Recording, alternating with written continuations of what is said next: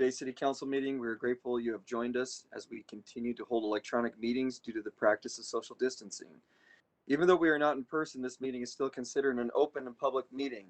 For the work session, we welcome members of the public who may be watching our usual video feeds on the Council's agenda page, YouTube, SLC TV, or Facebook Live. As many of you know, there is no public comment during this work session.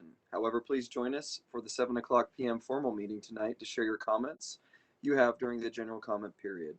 Your feedback is always welcome, and you can reach the City Council at any time mailing us at P.O. Box 145476, Salt Lake City, Utah 84114, or emailing us at council.comments@slcgov.com, or by calling our 24-hour phone comment line 801-535-7654. We're going to move right into our work session item, and please, if you're following along on the agenda, notice that we're going to actually start with item number 2 instead of number 1, which is our state legislative briefing. We have Kate Bradshaw and Rachel Otto, the Chief of Staff to the Mayor, and Kate is actually our government relations lobbyist. So we're going to turn the time over to her and let her walk us through this agenda item. Well, thank you. Greetings from across the street from the Capitol today. This marks the last week of the legislative session. The session will end on midnight on Friday this year. Due to a constitutional amendment, the start and end date of the session shifted this year. So we're ending a week earlier, but we're ending on a Friday instead of a Thursday. There are some mini deadlines that pop up during the legislative session. Today is one of those days where some significant mini deadlines come up. Today is the last day for a bill to clear the chamber it originates in and advance to the other chamber. And if it does not do that by the time the House and the Senate adjourn tonight, then the bill is functionally dead for the year. There are always some minor miracle ways to revive a bill before midnight on the last day, but it becomes much, much harder. I thought for today I would go through with you a list of some of the bills that are no longer in play and those that are still on our radar for this last week of legislative action. And if there are any questions along the way, feel free to stop me, and I'm happy to discuss any further. The list of bills that are no longer really in play is shorter, so I'm going to start with that list. So first and foremost, a bill that you are all familiar with that has been the subject of many of the lobbyist hours, but also a lot of the staff time. SB 61, this is the one of two billboard bills that were plaguing us for a while. This is the Senator Sandel bill. That bill failed a vote on the Senate floor and is not advancing at this point. Another bill that had involved a lot of staff time on the water side, HB 364. This bill dealt with creation of a Utah Lake Authority and concerned some of the water rights that the city holds in Utah Lake. That bill also failed to advance out of committee last week and is not moving forward at this point either. SB 24, this bill dealt with sales tax distribution, would have done away with the current distribution formula that is kind of a delicate negotiated compromise that has lasted for many years at this point between all of the cities across the state. This bill would have shifted the sales tax distribution to 100% population-based formula. That bill is also not advancing and may be the topic of some interim study and discussion. So, keep it on your radar, but nothing to worry about for the remainder of this week. SB 221, which would have dealt with the city's ability to regulate short-term rentals and would have violated the compromise that was struck on the ADU bill. That bill failed in committee, as did HB 302. This was the transgender sports bill that failed in Senate committee. So those bills are kind of in a safely dead spot for our remaining few days of the legislative session. Next, I'm going to cover a number of bills that are still in play that are kind of flagged on our priority list for the city. Feel free to stop me if you have any questions. So one of the first is a bill that's actually up in committee in a few minutes. HB 98. This one is a bill that deals with building inspections and has been kind of long and negotiated between cities and the home builders. The city still has some concerns about the historic districts and the prevention that this bill has in it of the creation of future historic districts. We were able to insert some amendments to protect the existing historic districts, but this one still has a troublesome date that would prevent the creation of new historic districts and is in committee shortly. And I believe that's part of the reason we will be having some quorum issues, is so that council members can be there to give comments on that bill. So still in play for the remainder of the legislative session this week. Another bill that passed this morning, and again, we had council testimony on this one, SB 164, housing affordability amendments. Councilmember Johnston testified on this one today and has helped follow this one all the way through the session. It is moving and it's in a good position to pass. There's been a lot of work from the city staff side, as well as from the League of Cities and Towns, to ensure that this one holds to the Gardner report on what tools are needed to address housing affordability. Another bill that is actually going to be up shortly, HB 422. This one deals with political subdivision civil liability. This one is kind of aimed at what happens, what in theory would happen if a mayor were to order police to stand down and to protect lives instead of property. So that bill is actually going to be heard in a few minutes in legislative committee and is still in play, and we have our team working on that issue. Next, HB 347. This one deals with homelessness services, the creation of what we are told we're not supposed to call a homelessness czar, but everyone keeps insisting on calling a homelessness czar until some other title is named. Has also continued to advance through the process and has been one that we've had a lot of great testimony on to help advance through the process as well. Want to mention there is a new inland port bill that has arisen over the weekend. There were a lot of conversations on this bill. SB 243. Senator Stevenson is carrying this bill. It deals with both the Point of the Mountain Commission and the inland port, and creates an infrastructure loan fund. So we are still working to amend some of the provisions in that bill to ensure that we insert, important for the city, some environmental considerations, but also to ensure that Salt Lake City has local representation on those infrastructure loan committees that the bill would put in place. There are a host of things still playing out on the issue of pretrial release and bail reform. Those will play out in 2 o'clock committees that are happening right now. Different competing ideas about whether bail reform that was passed last session ought to be fully repealed, ought to be fixed.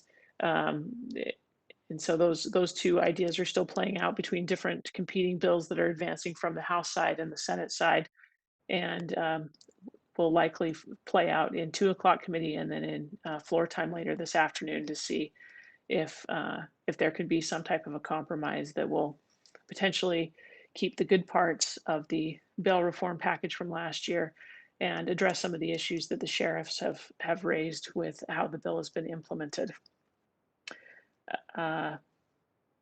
One other bill that I would mention to you is still in play and still very much on our radar. SB 217, this is being run by Senator Harper. It deals with housing and transit redevelopment zones. So this is kind of a new concept. The lobby team is still dialoguing with Senator Harper to see if we can adjust this bill to have more of a focus on housing affordability issues. So that is still a project on our to-do list for the remaining days of legislative session. I know I've covered a whole lot of bills really fast. Is there any questions I can answer about the things that are still on our in play list versus those that have dropped to our list of bills that we're not as concerned about this week?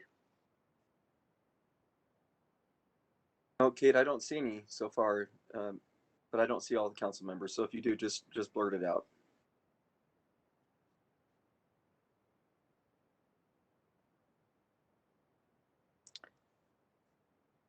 I'll just mention we, as your lobby team, we made some changes to the lobby team this year.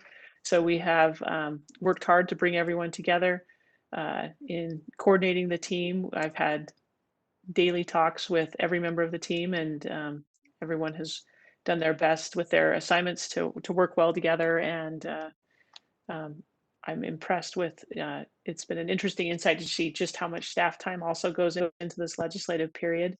Um, so everyone has really worked well, and we've had a lot of late night conversations and text conversations and early morning conversations. And so my thanks to all of the staff that have helped make my job in coordinating the lobby team easier this year. And I am looking forward to Monday when we don't necessarily need to do any late night or early morning Zooms on legislative issues. Thanks, Kate. We really appreciate all the hard work that you and the rest of the team has done up there on the Hill. And I know we're not done yet. There's always little sneaky things that happen, so we'll let you get back to it. I don't know if Rachel or the mayor wanted to follow up on anything there before we go up to the rest of the updates from the administration. But if not, we'll go for it, Mayor. Can I just thank Kate for being a fantastic cat wrangler, both on our in-house. I know the staff are awesome, but we're with 8 elected isn't always, and then wrangling all of our great lobbyist team for Salt Lake City.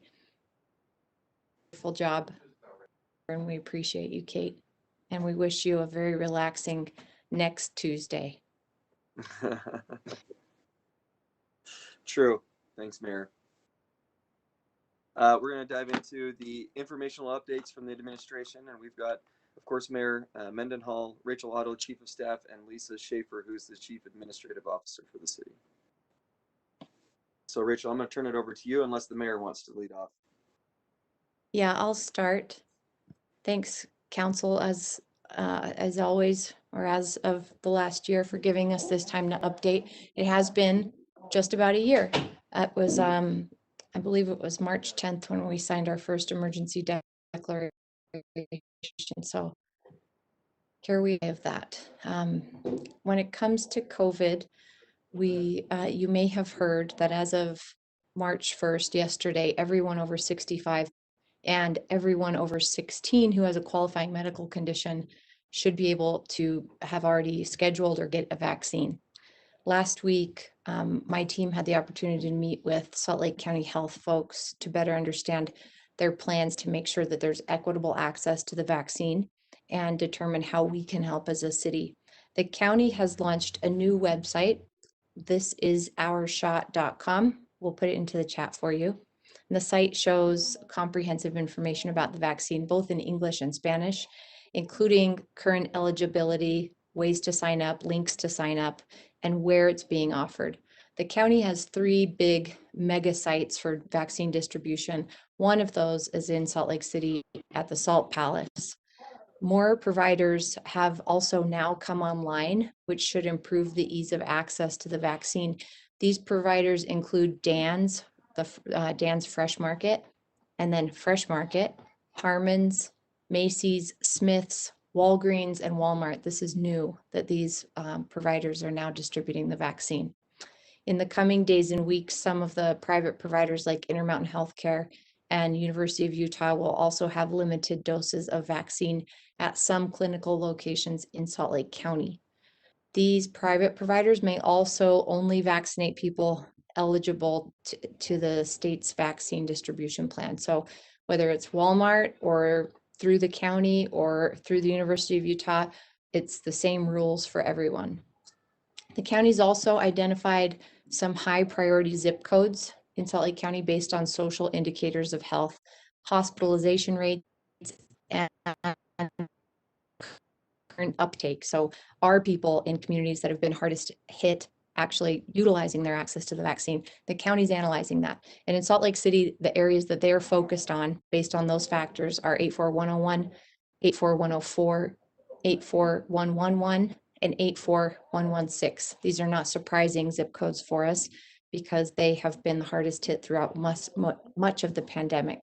In those areas, the county is hosting smaller clinics with targeted outreach, and that's in conjunction with about 25 different community organizations. So the county is trying to link up with community organizations who have relationships and communication already established with these populations and give targeted vaccine opportunities to help get the vaccine out there. As a city, we're trying to get the word out about the vaccine itself and why it's important, as well as help with outreach and registration at the targeted smaller clinics. So our staff has forwarded information about the community clinics and links to materials in multiple languages to council staff so that council can get the word out about those clinics in your districts if you desire and you can help. If there's any questions about the COVID status, I will take those, and if not, I can move on to an update on the community commitment program. Doesn't look like it, Mayor. All right, today and tomorrow, service providers are hosting a resource fair at Cornell Street by the State Health Department there. That area will be closed to camping starting tomorrow night. Today, there's also work happening to move campers away from the Homeless Youth Resource Center on 9th South and 400 West. We continue to be challenged in the Rio Grande area. There are no easy solutions here, and this encampment seems to be growing. As you all know, during Operation Rio Grande, the state maintained a police presence of a couple dozen officers in this area at all times in order to prevent camping from reestablishing. That's simply not possible to do with our department alone. And we'll be coming to you next week with a proposal for additional contract security workers to staff this and other areas that we're trying to keep clear of the large encampments. And if there's any questions about that, I can take it. If not, I will hand it off to Lisa to give you an update on dispatch. Thank you, Mayor. All right, Lisa. Thank you, Mayor, and thank you, Council, as always, for this opportunity to provide an update. I just wanted to take a moment to recognize our first responders. We call Dispatch 911 our first responders because they're the call that you make when you need help. As you know, they do very emotional and difficult work every day, and I wanted to recognize them.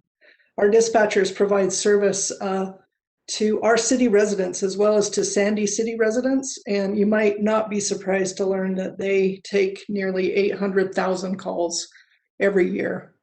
We're the second largest. Salt Lake City 911 dispatch is the second largest dispatch in the state, but I would argue that they have the most difficult work. Over the past year, these employees who are our first responders, they operate in the background a lot of times, right? They face immense amount of stress due to protests, windstorm issues, COVID, and overall, oh, sorry, was that me? It wasn't? Okay. Okay, sorry. So, you know, they've had a lot of increased calls for service. And when our police department is understaffed like it is currently, our dispatch 911 operators really take the brunt of that stress. Director Burnett and her team have done really phenomenal work over this past year, trying to keep their employees taken care of and to retain those employees. But not surprisingly, we are reaching critical staffing levels in our dispatch area right now.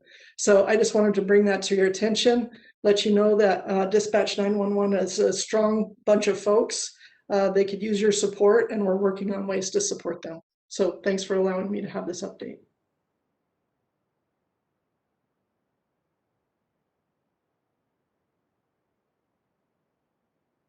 Okay, we appreciate that. Are there any questions for Lisa? No?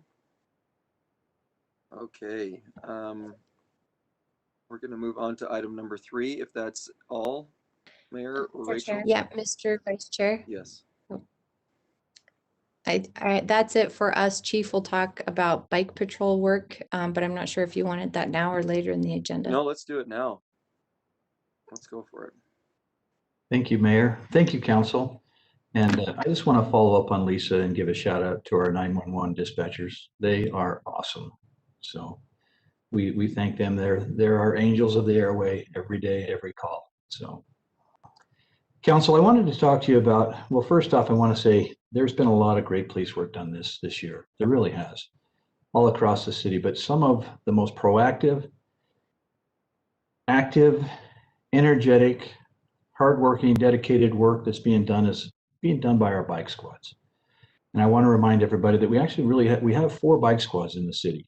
We have a Pioneer Bike Squad, we have a Central Bike Squad, we have a Liberty Bike Squad, and we have our Park Bike Squad. And they are working every day, 7 days a week at different times, and they do great work. And I want to highlight a little bit from each of the areas that they serve. Our Pioneer Bike Squad works Wednesday through Saturday from 4 in the afternoon to 2 in the morning. They work kind of that late afternoon time. And their focus areas lately have been 800 West and North Temple, that kind of that west corridor of North Temple. They focused quite a bit of their time on Redwood Road and south on Redwood Road and into some of those businesses and areas down that way. And again, a lot of their time is spent in Glendale and Rose Park. They spread their work across the entire Liberty Division. Specifically, and I've asked the council, or I sent some pictures over to the council. Look, I'm going to highlight just a couple things and a couple of the cases that their work has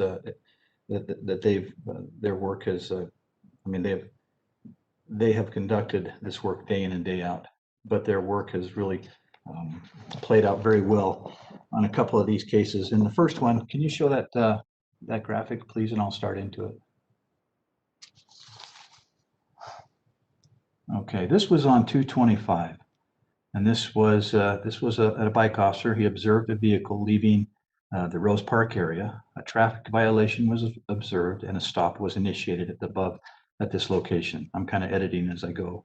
As he contacted the occupants of the vehicle, drug paraphernalia and an odor of marijuana was observed. The rest of the bike squad responded to assist this officer with the arrest of the passenger, who had a full extradition felony warrant. Now, what that means is that whoever issued that warrant wants this individual bad enough that they're willing to pay the costs to transport them back to be in jail and then to answer for whatever crimes they may have committed, which those are very rare. And so this individual had a full extradition felony warrant for possession of a firearm. During the investigation, a distributable amount of marijuana was located in the vehicle, as well as a loaded Sig Sauer handgun and a lot of ammunition. Probable cause was developed for a search warrant of an address here in the city. On-duty SWAT officers assisted with the service of the search warrant. A loaded shotgun and additional large amounts of marijuana, next picture please, were located at the residence. In total, 3.5 pounds of marijuana was seized along with an assortment of other sundries. This individual was booked into jail and charged for charges and a warrant. This was great work in collaboration by all the officers of the Pioneer Bike Squad. That's just one day, one case. And I want you to know, I get a summary every week that it shows the great work that they're doing in Rose Park and Glendale. They also keep a running total of their year-to-date activity, and I want you to know, and I'll just read these real quick. But they have amassed just this last week 5 felony arrests, but year-to-date in 8 weeks 60 felony arrests.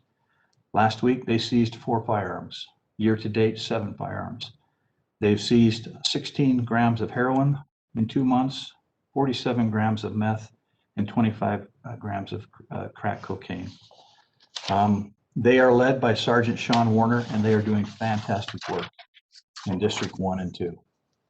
The Central Bike Squad, They work Monday through Thursday from 2:30 in the afternoon to 12:30 a.m. Kind of a more of a modified afternoon shift. Their focus areas have been the Main Street corridor from South Temple to 400 South. They've put a lot of attention and time in and around the Geraldine King Resource Center. And then one of our hotspots for criminal activity right now, and especially stolen cars, is 200 West, 600 South area. Some of the accomplishments over the last couple of months have been the encampment that has been at First South and 300 East, the bike squad with the assistance of the CCC, our social workers, and then patrol were able to reestablish this camp or abate that area without any health department. So that's a great win when we can do that with on-duty resources and help that community out. They also were very instrumental in helping out with the St. Mark's Cathedral when there was a camp that was kind of based right there on the corner. And then their efforts have been in the Toffer Park area to keep that area clean, and the PSB out front, and some of the other areas here in the downtown central districts that they work on. Last Monday, again in that area of 200 West and 600 South, they were working on stolen cars. They encountered 6 stolen cars in one day that were occupied. They were able to make one stop and arrest one individual. All the other cars fled from them. They didn't pursue because our policy doesn't allow us to pursue a stolen vehicle alone. 2 of the cars were abandoned, and they were able to reclaim those, and the others had fled the area. But again, our officers are doing great work based on the intelligence and the crimes that are being committed in the central districts. Another case that I want to give a shout out to was a traffic stop where they go to the next picture real quick, where they made contact with a driver who made that had a violation. They ran the plate in the car, and they found out that it did not have insurance on it. The car was impounded subsequent to that violation. In an inventory search inside the car, they found those 2 baggies and that amount of money. Now in those baggies, that's 1 pound of meth and 1 pound of heroin, black tar heroin. Let me just, even though that looks small, let me tell you what those amounts equate to. Those are 2,200 individual doses each. That's almost 5,000 doses of these drugs that were destined for our community. The street value is about $80,000 to $100,000. So in one day, this bike squad took off that amount of dope here in our city. But again, this is work they're doing day in and day out. This squad is led by Sergeant Livesey. And then our Liberty Bike Squad, they work Monday through Thursday from 7 in the morning to 5 o'clock. Their focus areas lately have been in the area of 13th South and State and Major Street, and all the ballpark communities. They've worked very hard in those areas to make traffic stops and make arrests. And I'll highlight one of these here shortly. But one of the things that they have been doing is through their community liaison officer, they have been going out and seeking letters and input and recommendations from the businesses in our community that are not upholding their end of the bargain. They're allowing their clientele to have a huge impact in a negative way in our community. And this has been, I know Mayor Mendenhall, this has been an initiative of yours, and this has been your directive that we're going to bolster our nuisance abatement laws here in the city. And so, good to our word, we're doing that. I know that you've been working with Councilmember Mono. We've been working with the attorney's office, with the community liaison team from the mayor's office, the police department. All of us are coming together to find out ways that we can apply these nuisance abatements to the businesses that are allowing these type of crimes to occur, or this type of clientele to exist in our communities. Detective Meinzer, who is the community liaison officer for the Liberty Division, now has 16 letters from different businesses in the ballpark community, basically saying this is unacceptable, and we stand with the mayor, with the council, and the police department. We're not going to allow this anymore. We're now working very hard to put together the nuisance crimes that are required, and within 30 to 60 days, we are going to serve some of these businesses notice that this is unacceptable and it will not be tolerated. This is a good thing, but it doesn't come without a lot of hard work. And I want to call out some of this work that's been being done every day. Last week, they made a traffic stop in the area of 660 East Cleveland Avenue. The bike officer initiated a traffic stop in the area. The driver was a female, with a male passenger. After an inventory search of the vehicle was performed, the officer and the assisting bike officers located a small camouflage bag in the vehicle that contained 32 grams of heroin, 13 grams of meth, 2.3 grams of dab, and then a whole bunch of other different types of drugs. These individuals were booked for warrants and felony 1 charges for distribution, possession, and possession with intent. So again, this is great work that your bike squads are doing every day throughout our community. And I just wanted to kind of highlight that for you today. And then I want to dovetail that into our division community liaison program. Next slide.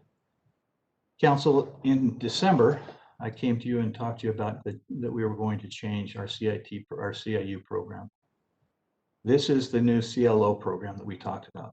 For districts 1 and 2, for Councilmember Rogers and Councilmember Johnson, this is your team. It's led by Captain John Beener. His lieutenant is Russ Emmett, and your community liaison officer is Detective Eldon Oliver, who does a fantastic job. But this is the conduit to these bike squads, to the bike squad, to the NARC squad, to any resources that are being used to help in your communities. Next screen. This is the Central Patrol Bureau. Captain Lance Van Dongen, Lieutenant Andy Leonard, and Community Liaison Bob Norgard. This team serves Council Members Wharton and Baldur Marlos in Districts 3 and 4. And then the next slide. This is the infamous Detective Nate Meinzer. His team is Captain Rich Lewis, Lieutenant Gary Trost, and of course, Detective Meinzer. They serve Councilmember Mono, Dugan, and Fowler in Districts 5, 6, and 7. But I just wanted to show these graphics. We've shared these with the council and with the mayor's staff, and we'll attach these. I think they're on our website now, but if you need anything, this is the team that we call and that are doing the great work in your communities and districts every day. So with that, if you have any questions.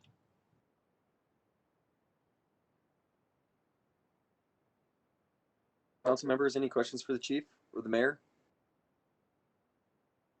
Yes, Councilmember Mono. It's not a question. I just wanted to say thank you, Chief Brown, for that update, and also publicly thank Detective Meinzer. He's been a really great advocate for District 5, and I appreciate the work he's doing. So thank you.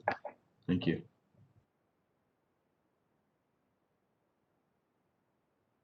Great, thank you, Chief. Thank you, Mayor, and your team for being here to discuss these every single time that we have these. It's much appreciated to give us these updates. So thank you and your team.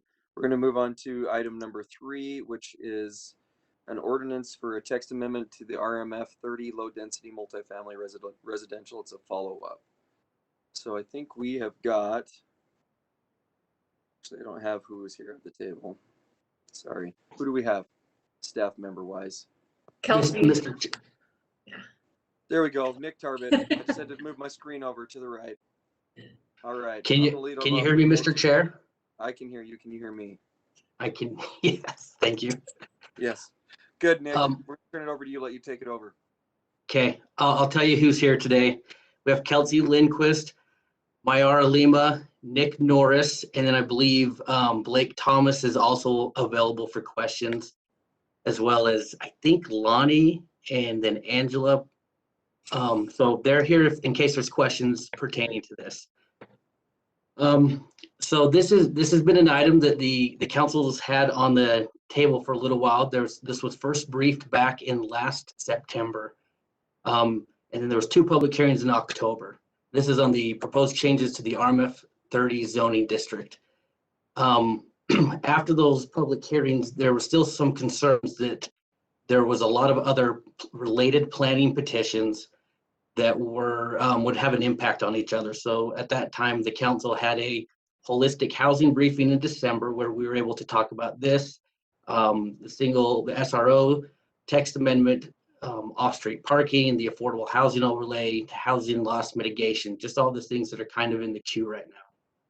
And so now we're back for another discussion. Since it's been, I guess, 6 months now since we had that initial briefing, planning staff wanted to give just a quick 5 to 7 minute overview of where we are, in part because a postcard was mailed out to all property owners or all residents in the RMF 30 zone so they could be aware of this briefing and the public hearing, which will be on March 16th.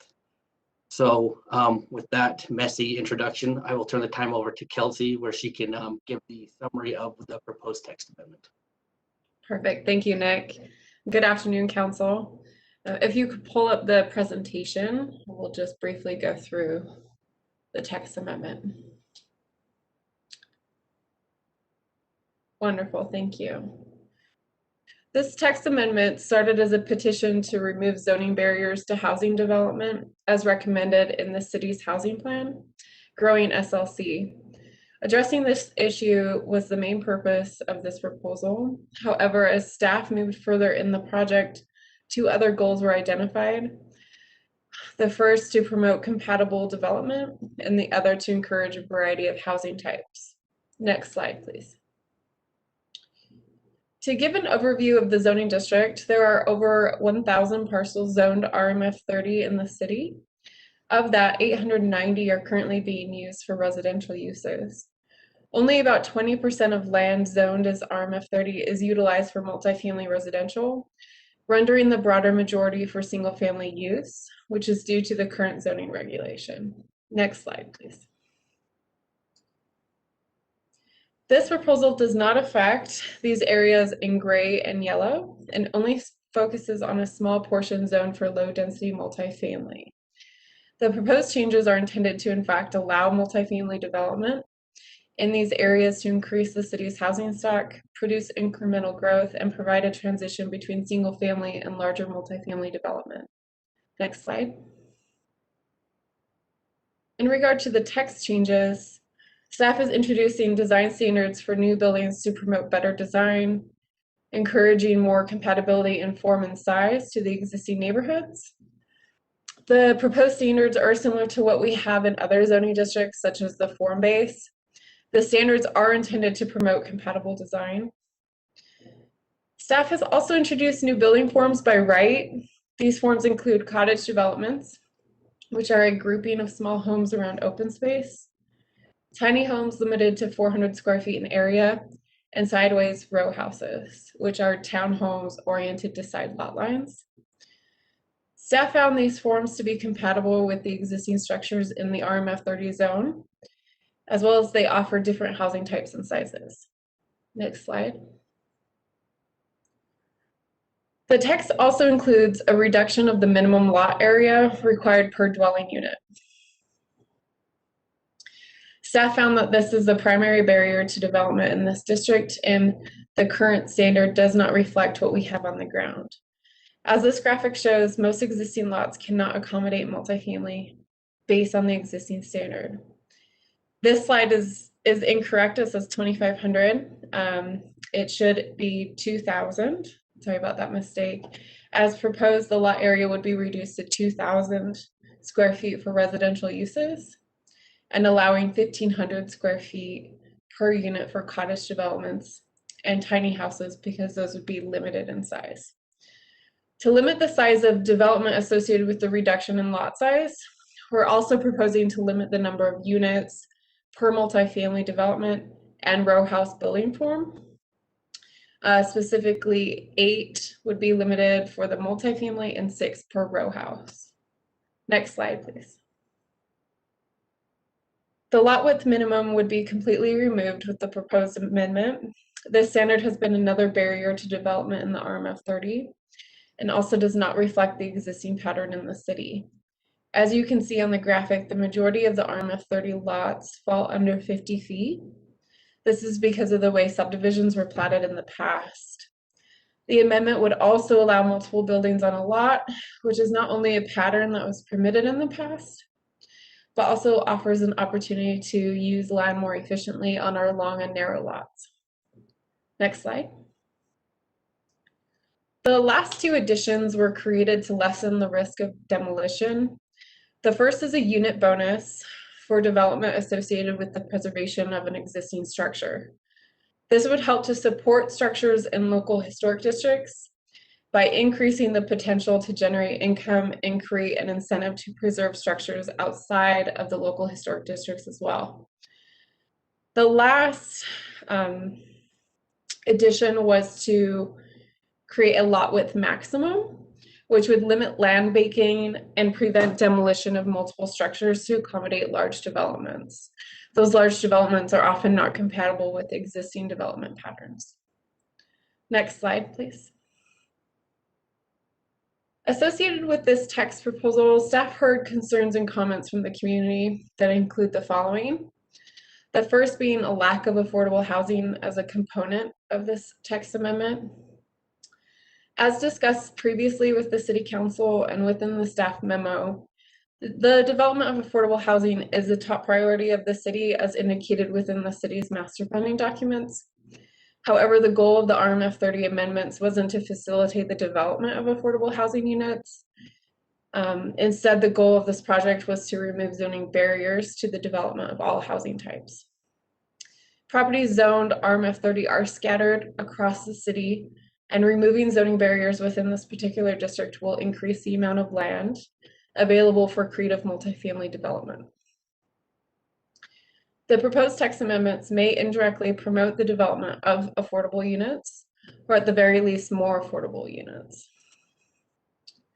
The second concern was the displacement of existing units and existing affordable units. The graph on the slide illustrates the possible changes to existing lots zoned RMF 30. 18%, which is highlighted in green, would not be able to get any more density with the proposal. 52%, highlighted in orange, could gain 1 or 2 units with the proposed density change. And 30%, highlighted in red, could gain 3 or more units. Of that, 207 are single family, which means the lot is currently underutilized. Please note these estimates do not factor in the proposed unit bonus, which will be discussed in more depth on the next slide.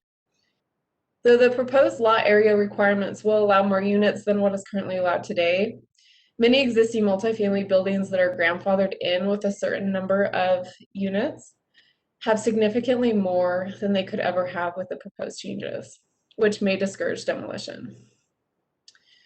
In summary, it isn't likely that existing multifamily structures will be demolished for fewer units. However, staff does acknowledge that displacement of existing housing units could occur through this amendment. Next slide, please. And lastly, the potential demolition of historic structures. Staff acknowledges that some historic structures that aren't located within a locally designated historic district could be demolished. To address and discourage demolition, we are introducing 2 zoning tools that would encourage the preservation of existing structures. The first tool is a unit bonus for the maintenance of an existing structure.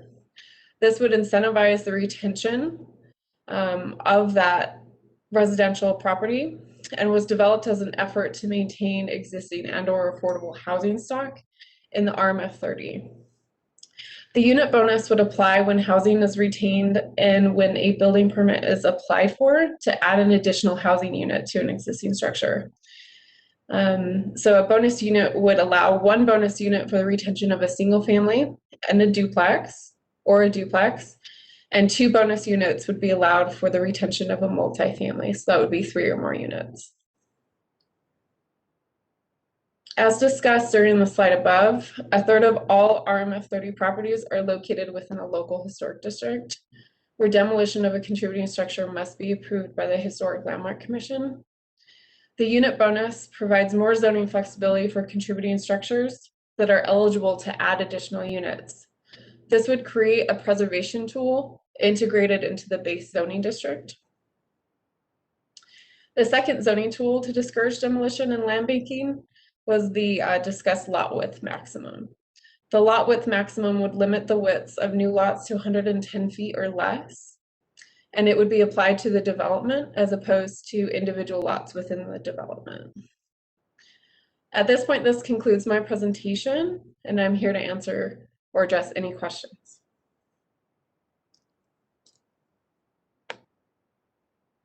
Great. We'll turn it over to council members for questions. Yes, Councilmember Johnston.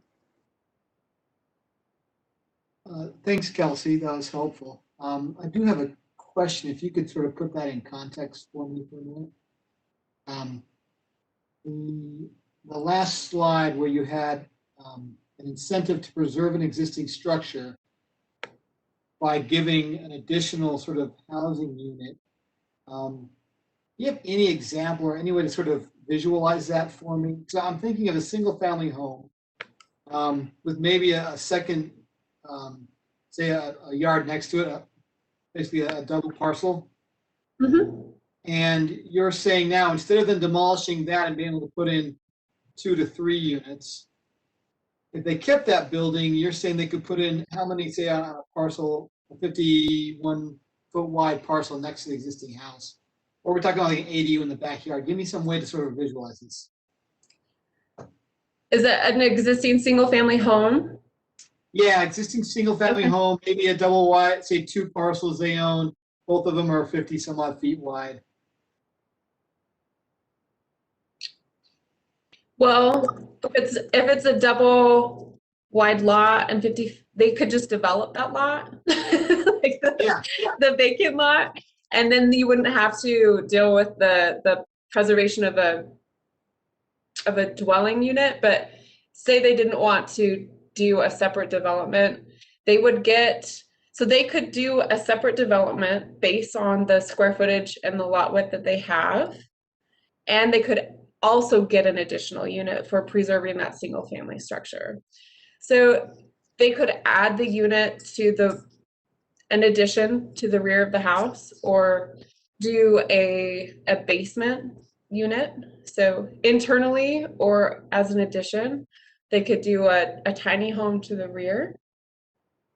I guess how would this be different than an ADU scenario then in that case?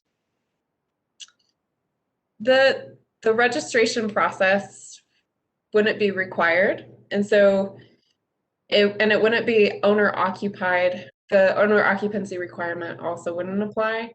So it would be a tiny home, be limited to 400 square feet in size to the rear of the property. And it would be basically an incentive to preserve that single family structure. It sounds like the owner occupied piece would be the biggest bonus in some ways, and then maybe some other ones about the city process. Oh, excuse me, you cut out. Sorry. Oh, sorry. It sounds like if I have a property zone RMF 30 and I want to add on, instead of go through the ADU process, I could just go through this process instead and bypass the ADU restrictions kind of thing. If I may, concept. Sorry, if I may interrupt. There are other requirements with the ADU that wouldn't apply. So this would have to meet the setbacks for that particular building form that they're proposing. So let's say they're doing a tiny house that has different setbacks, that has different parking requirements. So it's a separate development than the ADU. And right now for the ADU and the RMF, they wouldn't have to go through any process. That will be a permitted use.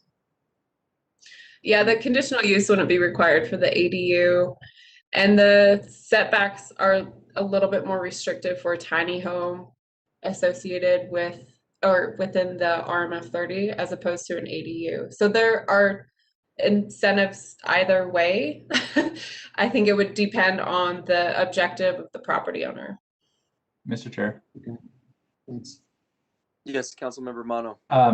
Thanks. If I might, maybe staff can make sure that I'm understanding this right as well. But the way I think about it is that if I have a house on a lot that if I were to demolish the house, I could build, say, 3-unit apartment building on it.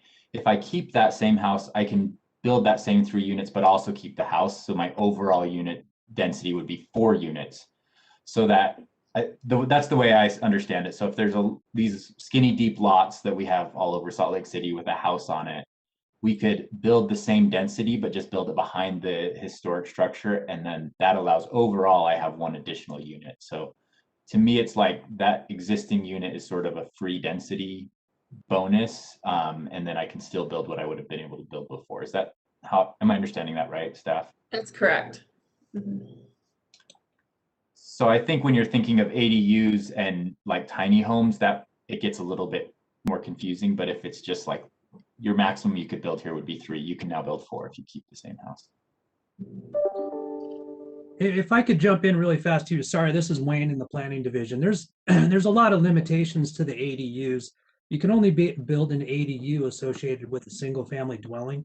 So if you have a duplex on the site or a triplex, you actually can't add an ADU to that. So there are a lot of limitations to the actual ADUs that you can't do an ADU. So this would add additional dwelling units without, those limitations on it.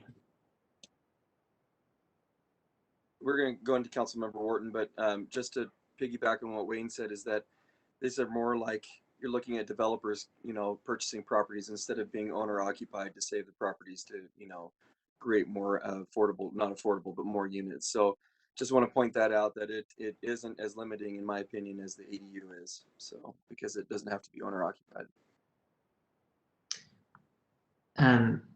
Thanks, Mr. Chair. My question is with, so staff's acknowledging that there could be displacement of existing units. So what, that you provided an explanation as to how you think that in long term it will add to a net increase in units. Like what data is there or explanation is there that supports that? I know that you don't have a crystal ball, but how do we know that this is a safer bet to, as opposed to just we're going to sacrifice naturally occurring or existing affordable units with and not get a net increase? Yeah, and I'll let Nick address that if he's able. Yeah, so I think part of that is based on what we're currently seeing within the RMF zones to begin with, including in the RMF 30, where we are seeing, because the land values have gone up so much, we are seeing the demolition of existing buildings being replaced by an equal to, or in some cases, in fact, I think we had one case where there were fewer units than what was being replaced. And it's very difficult with the data sets that we have to determine exactly how many, or even be a ballpark of how many we're going to, how many additional existing buildings may be demolished and replaced. One of the things that we're hoping to do is, and I think you guys know this, and I know Blake's here to answer questions about this as well, but is to offset some of the affordable levels of loss through the housing loss mitigation update to that. That would be the biggest tool that we have to help reflect that.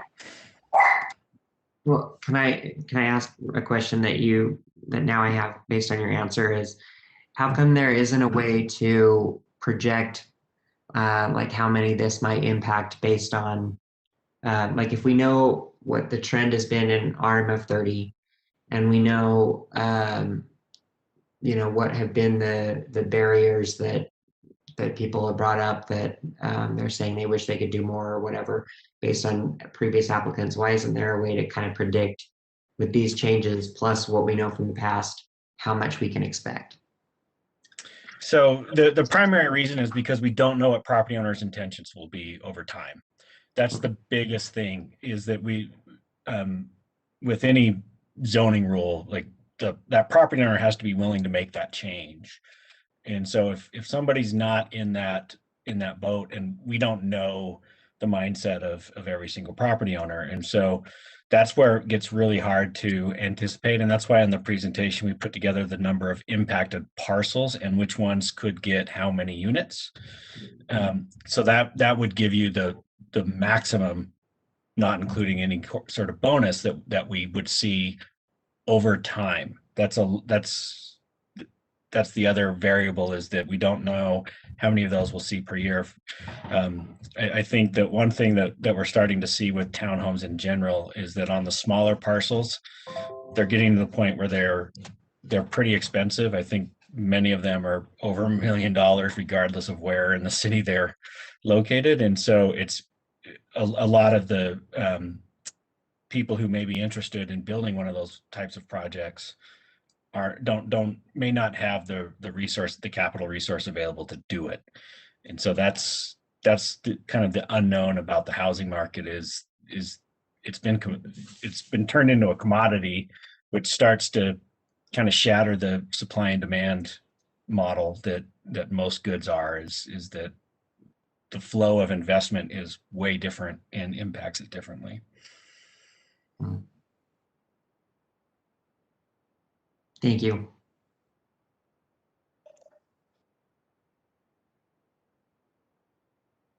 Yes, Councilmember Johnston. I think we've been talking a lot about the potential loss of naturally occurring affordable housing, which is, from our previous discussion, the biggest concern we've had. It sounds like the housing loss mitigation ordinance is not anywhere near sort of coming before us. Is that accurate?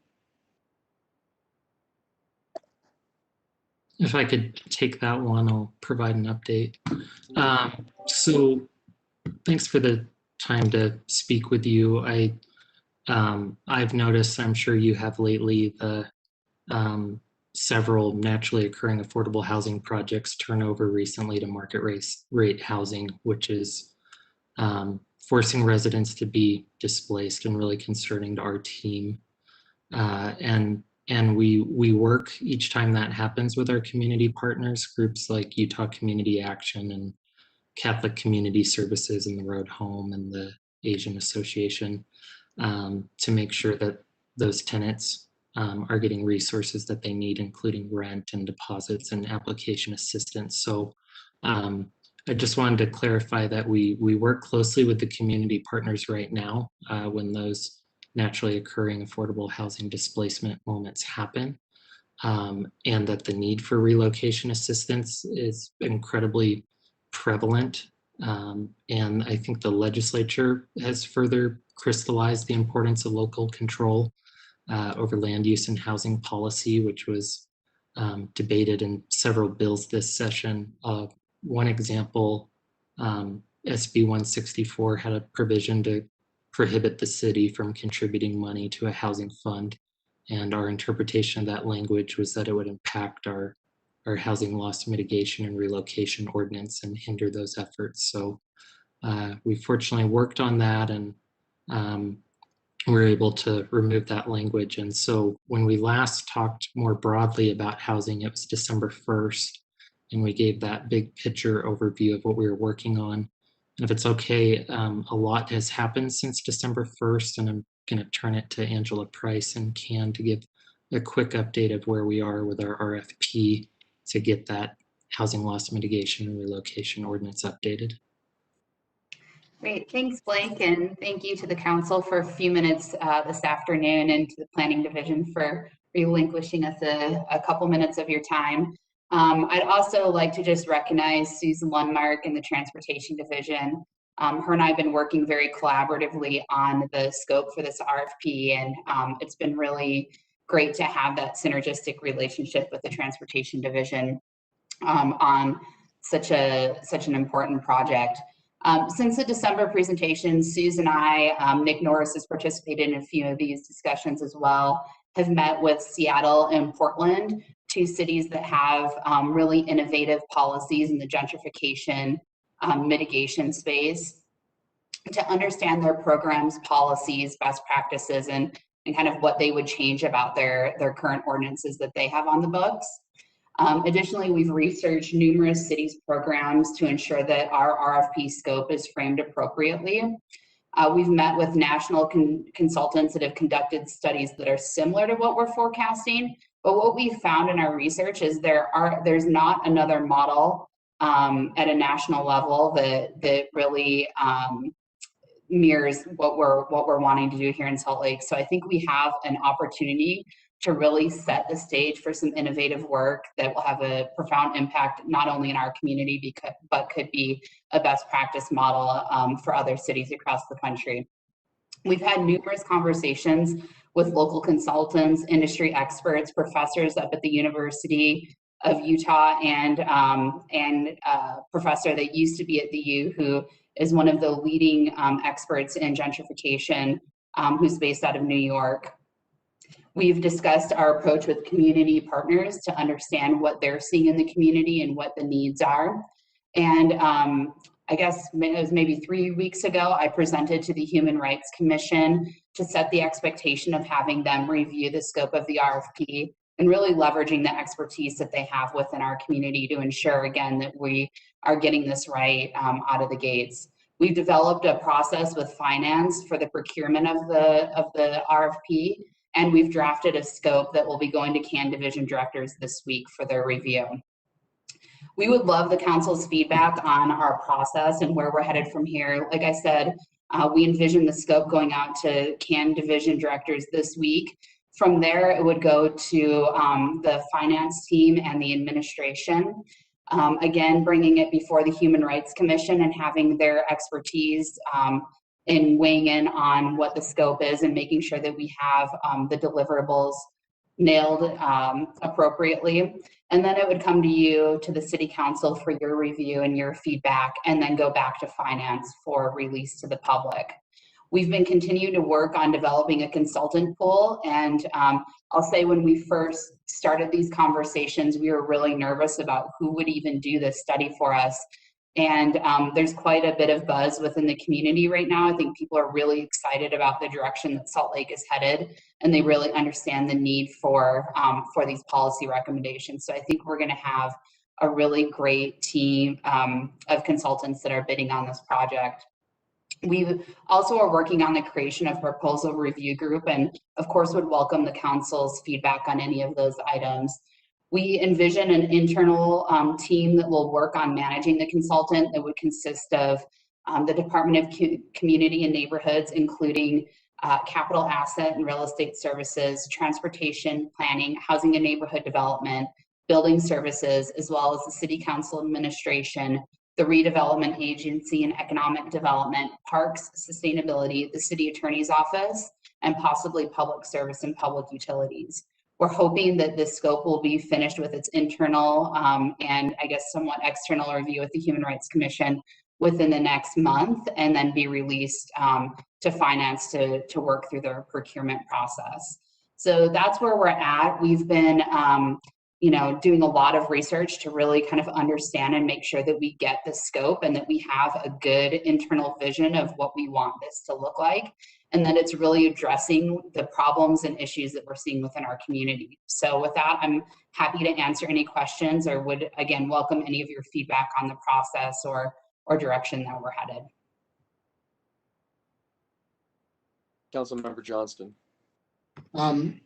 Thanks for all of that. I appreciate it. I think the ordinance as it's been changed slightly makes sense. I like the inserting of the preservation piece on the density bonus essentially. What I'm thinking about right now is essentially in the staff report number 3, potential options for next steps.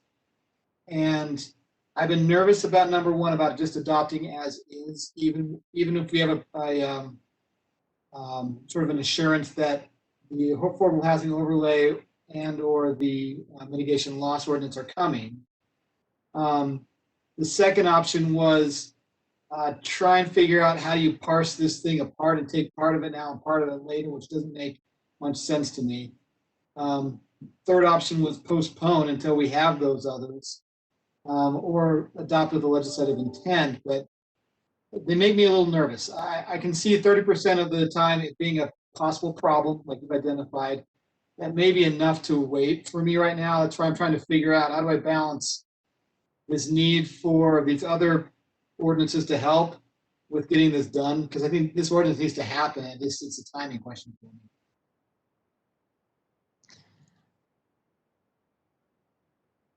Yes, Councilmember Wharton. I just, yes to what Andrew said, but I really appreciate the thoughtfulness into the gentrification issue, and especially involving the Human Rights Commission. Like, I think this is exactly the kind of thing that we should be asking for them to give input on more often. So I really appreciate the thoughtfulness around that, and I'll be interested to hear what their feedback is. So I just want to thank you.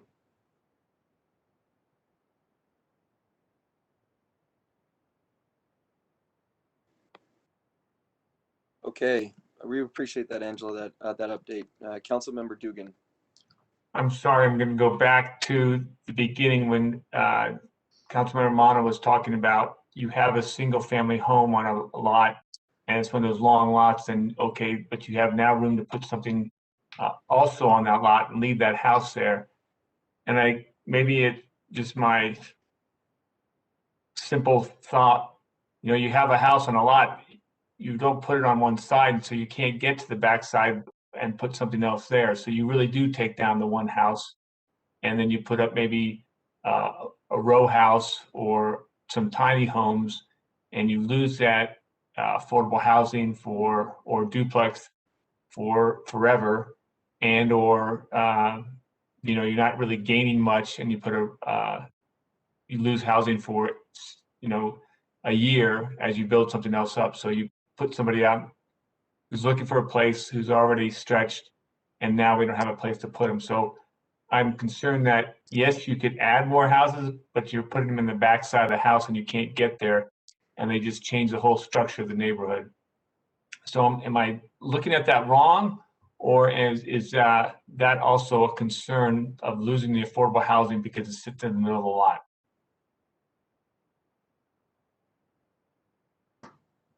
Councilmember Mono.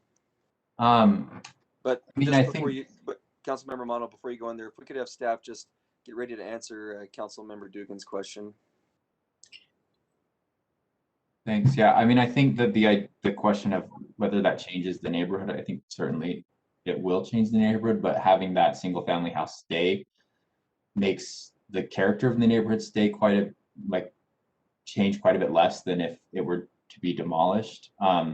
And I understand the thought about, and I wouldn't be opposed to waiting to adopt this until the housing loss mitigation ordinance is finalized. But my concern is that if that ends up taking another year or 2 years, then in the meantime, we're already seeing displacement of these properties. Single family houses in this zone are being demolished, and what's being replaced is $1 million single family house, which is far less affordable. And so my concern is that if we continue to wait to adopt it, then if it's 6 months, that seems acceptable. If it's another year or 2 years, we're going to see how many more single family houses demolished only to be replaced by a single family over $1 million home. So how fast we could get that housing loss mitigation ordinance approved would be important to me. So to address Councilmember Dugan's questions, the first question I believe I heard was a concern about construction access to the rear, if you could actually construct something to the rear, and whether or not that would ultimately result in the demolition of the existing structure. Is that correct? Yeah, I can't see the single family home staying there so they can have access, if you talk about a lot, and access to the back. Okay. So a couple things. If the single family home went in to apply for say a tiny home, and they received a bonus density as well as a tiny home, they wouldn't receive that bonus density if they ultimately demolished that house. So that would be off the table. Being able to construct whatever form the property owner chooses is key. And they do have to meet all of the other building code, fire, public utilities, all of those requirements as well. And so I think there is some concern that these tiny homes or cottage developments are just going to pop up. And I don't think that that's the reality, because similarly, like constructing an ADU, you do have to meet all of the other departments and divisions requirements, and it's not an easy feat. And so I think that will also direct some of the development.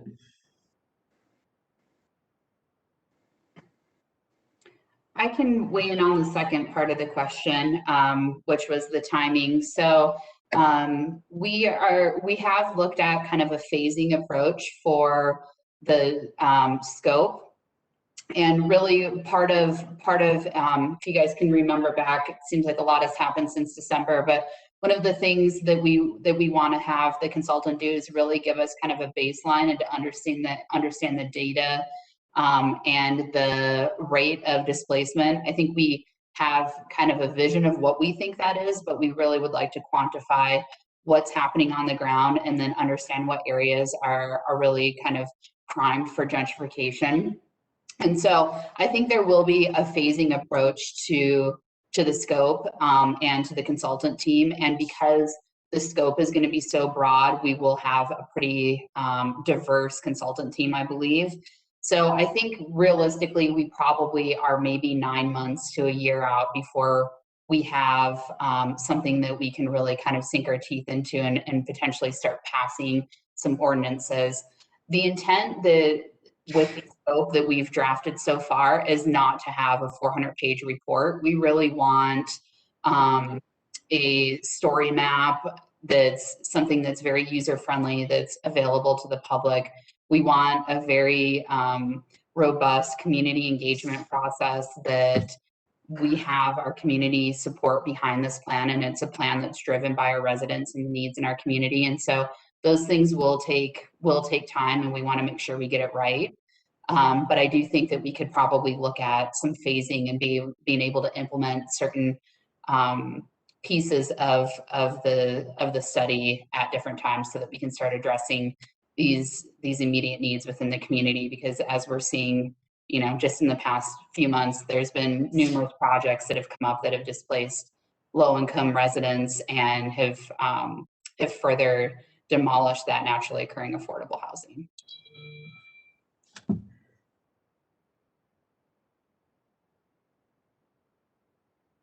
Appreciate that, Kelsey and Angela, those answers for the council members.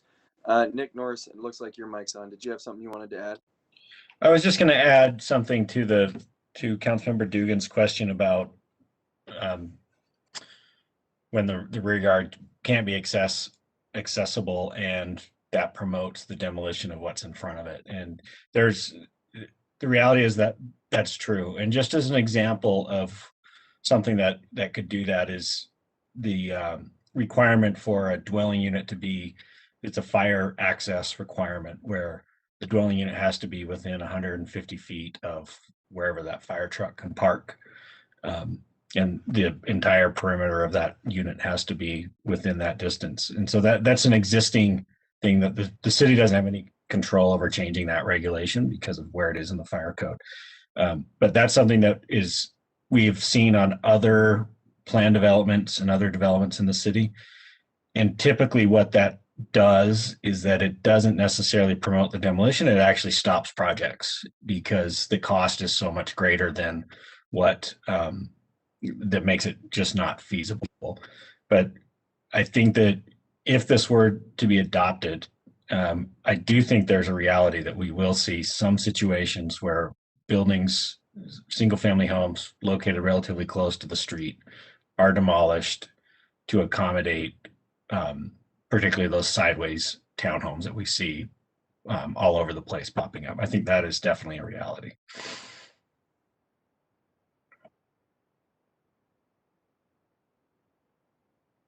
Councilmember Johnston. So I'm trying to weigh sort of the pros and cons of doing it now versus waiting. Waiting means, I mean, Darren brought up a second ago that waiting means people could continue to tear down existing structures and build nicer ones but just nicer houses, single-family homes. But waiting also means that you can't get more density in these areas. Is that accurate until we pass this ordinance? That's a downside. You don't get more density in this number of parcels. But doing it now means you take the risk of having what Nick just brought up. And that's really my deepest, I won't say it's my deepest concern, but one of my concerns is having more of these slotted in multi-unit developments going to single family homes in the meantime. And I'm struggling to say that's okay versus waiting for the density. I don't know. That's where I'm struggling right now, I guess.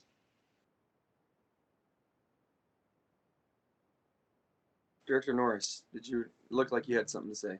Yeah, and I hopefully to related to that and potential options that the council has that also intertwine with some of the other projects that we have going on in planning that the council may be interested in considering. If there is desire by the council to waiting, there is an additional benefit to doing that in that as we are progressing through the affordable housing overlay project, it will be easier for us to tie in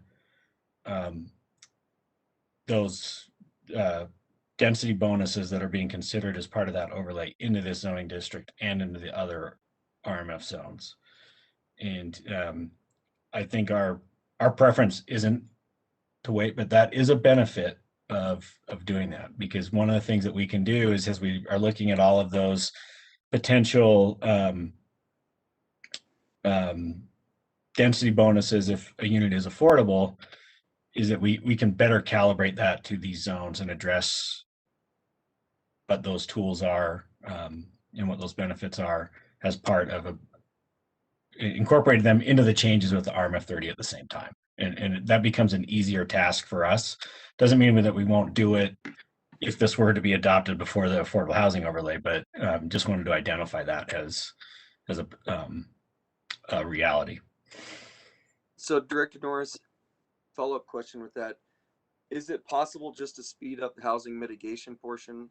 I mean, could we just speed through that and then you could do the overlay zone and do all the research that you need to on all the other portions of it? That way we can get the mitigation portion taken care of.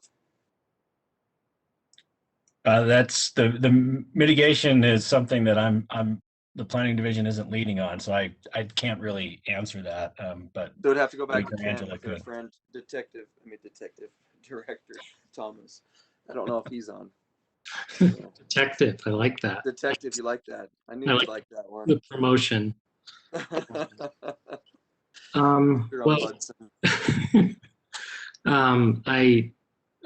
I think you bring up a good point. I think that's one thing that as a department, we try to look at, I guess just to clarify some of the complexity of RMF 30 is we try to look at this holistically, whether that's cross-departmental or within our specific divisions that make up the whole of CAN. So I feel like, I guess to the question, we have a good motivated team in place as it relates to getting the needed updates to our housing loss mitigation ordinance.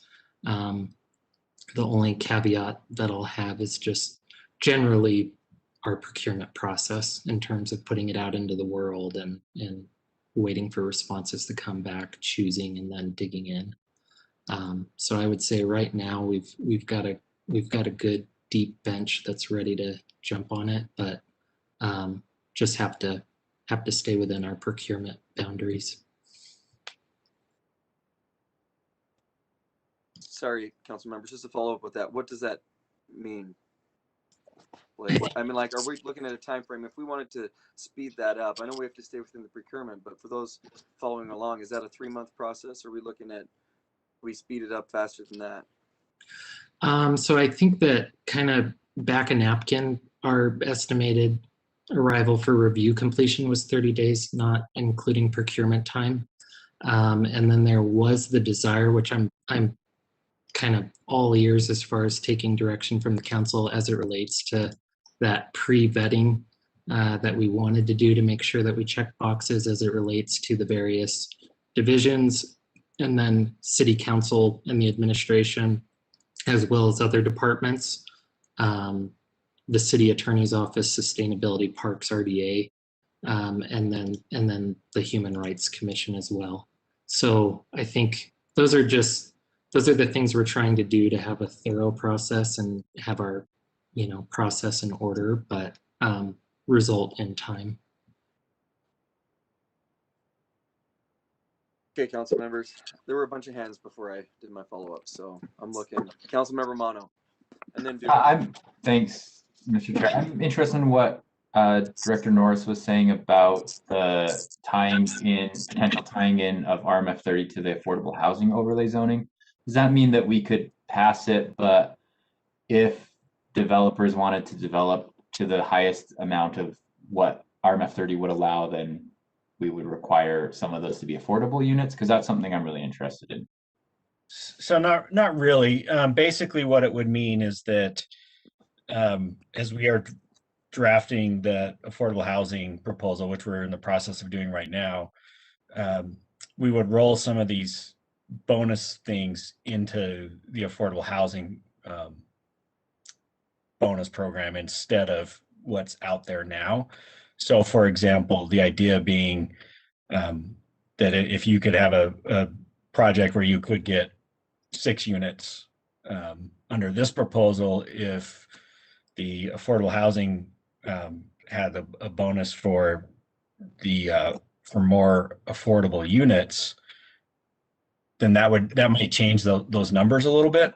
So, one example of this is in Portland, where they recently adopted some changes to very similar zones up there, where I believe it was if there was more than 4 units, then you could build more than 4 units up to 6, I think, if every unit 4 and above was affordable. And so it would be something like that. So it wouldn't be mandated. It would still be an optional thing. It's just you wouldn't get that density if you're not doing affordable units. Well, thanks. I find that to be intriguing and something I'd like to learn more about. Councilmember Dugan and then Johnston. Thank you. So I agree with Councilmember Mono about, hey, someone can just tear down the place and build $1 million house, but he can do that pretty much anytime he wants to. If he's got the money, he'll just do that, whether there's the RMF 30 as it sits or the RMF 30 an amendment. So I see that will continue and could continue just because of the interest rates and the cost of land. But my concern of rushing into this one prior to the overlay and the housing mitigation is we may then have to backtrack, and we're losing naturally occurring affordable housing at this point, and then we're not going to get any of that back later on because we've already set something in motion with this RMF 30. And I really do, I keep on stressing, and we all do, the affordable housing side of the house. And, if I was king for a day, I'd love to have, a higher density and not lose any affordable housing. So I think we got to try to keep that in our vision and not rush to fix one problem when we're causing a far worse problem of reducing the amount of affordable housing. So that's my caution on rushing into this and maybe waiting until we see the other two to bring them all back together. And we've discussed that a number of times with the community, and they all seem to grasp onto that also. So just my 2 cents. So Councilmember Johnston, I've got to take off to go testify or go to a meeting, so you've got this. Good luck to us all. So I'm going to take a question then, since I'm in control. What's the time frame for the overlay, do we think, at this point, the affordable housing overlay? That's a very challenging question to answer right now. And the reason I say that, I'll tell you what we're doing. Right now, we have an outline of the proposal drafted internally. We're adding the meat to that.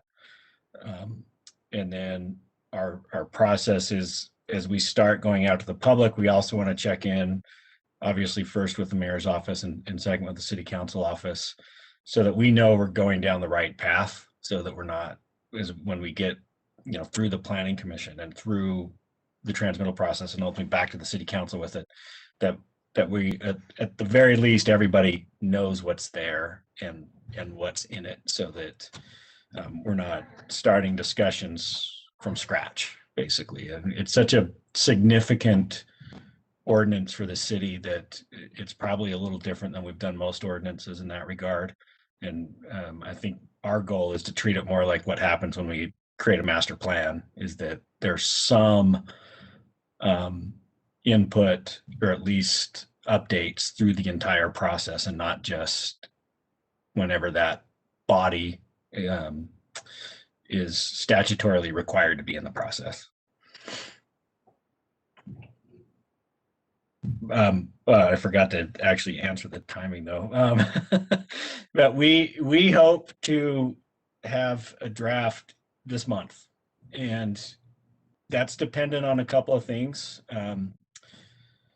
One is our, obviously, and you guys know this, our workloads, what happens, what comes in, what staff gets pulled in what directions, what other things we have, what types of changes do we need to make in response to, for example, any sort of legislation that passes or gets adopted this week, and how that fits into our workloads and our priorities and our other goals, and go from there. But we've made substantial progress over the last month, and hopefully we'll be able to continue that through March.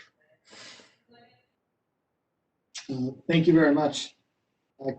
Council members, do we have any other questions on this item today, or comments? Cindy Gus Jensen? Just not council member, but just a staff question, or a point. I think sometimes it's really tempting to ask these guys to rush, and for council members that haven't been here for a really long time, planning is really moving more quickly on these important issues than I've ever seen them be able to move before. So they are really producing good work at a fast pace. And the scope that you're talking about with the housing loss mitigation will take, you know, different departments working together. It's probably one of those things that we have to slow down in order to hurry up later, because the scope is the very most important part.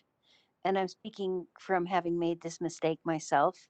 I really thought we could hurry the police audit up. And what we found is that we were really messing up the scope by not getting enough input on it. And so we had to come back to you guys and say, okay, that took longer than we thought, but our scope is 10 times better than it would have been. So the desire is there to rush, but I just want to say you're probably better off to take the time up front than to rush it and then get a product that you're not happy with. Just my pitch. Thank you, Cindy Gus Jensen. We appreciate that. I'm just making sure I'm counting council members so I know who's still here. Yeah, do we have a quorum? Is Anna still here? Just testifying at the hearing. You have four. Member Wharton has turned his video back on, and I think, I don't know if he would probably do that. Yeah, I was here the whole time. I was just letting my dog out, really, but I could hear you as in the room. That's four. Just double checking. Other council members, any other questions or comments we want to make on this item?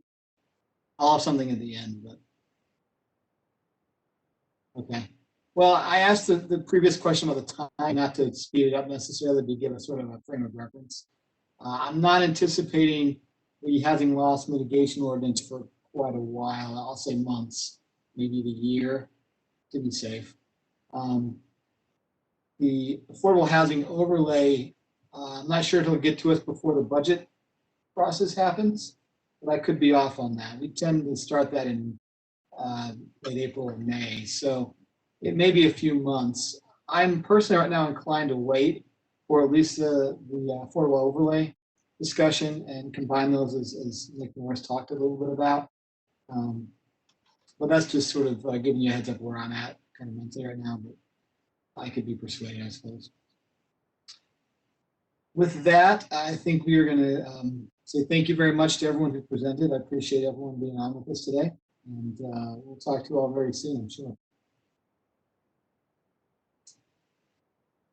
I'm going to pull up our next, there we go. I don't have the official detailed agenda, but our next agenda item is our update on racial equity and policing, I believe. Is that correct? Someone correct me if I'm wrong. That is correct. All right. I believe Kira Luke can do a little framing. Kira, I don't know if you. Beautiful. Is Kira here? There she is. Thanks. Right. Thanks, Dante and Fielder. Excellent on the line. Perfect. So, Kira, I'll turn it over to you. We've scheduled about 45 minutes for this one as well. Right, so I won't take up too much time today. We have the first set of formal recommendations from the Racial Equity and Policing Commission. This set of recommendations is specifically relating to training for the police department. And then the council will have the opportunity to be introduced to the youth subcommittee. These youth rotate as voting members of the Racial Equity and Policing Commission, and I know the council is looking forward to learning about them. Just as a reminder, the commission meets weekly on alternating Wednesdays as subcommittees. So this next Wednesday or tomorrow, there will be subcommittee meetings. And then on the following Wednesday, they typically have the full Racial Equity and Policing Commission meetings. And information about where to access those can be found at slcrdpcommission.com. And with that, I'll go ahead and turn this over to Commissioner Moises Prospero, Commissioner Franz Davis, and Dante James, one of the commission facilitators, to introduce these recommendations. And then when y'all are done with your item, if you'd wave in and introduce us to the new commissioners when it's their turn, that would be wonderful. Thank you. Thank you, Kira.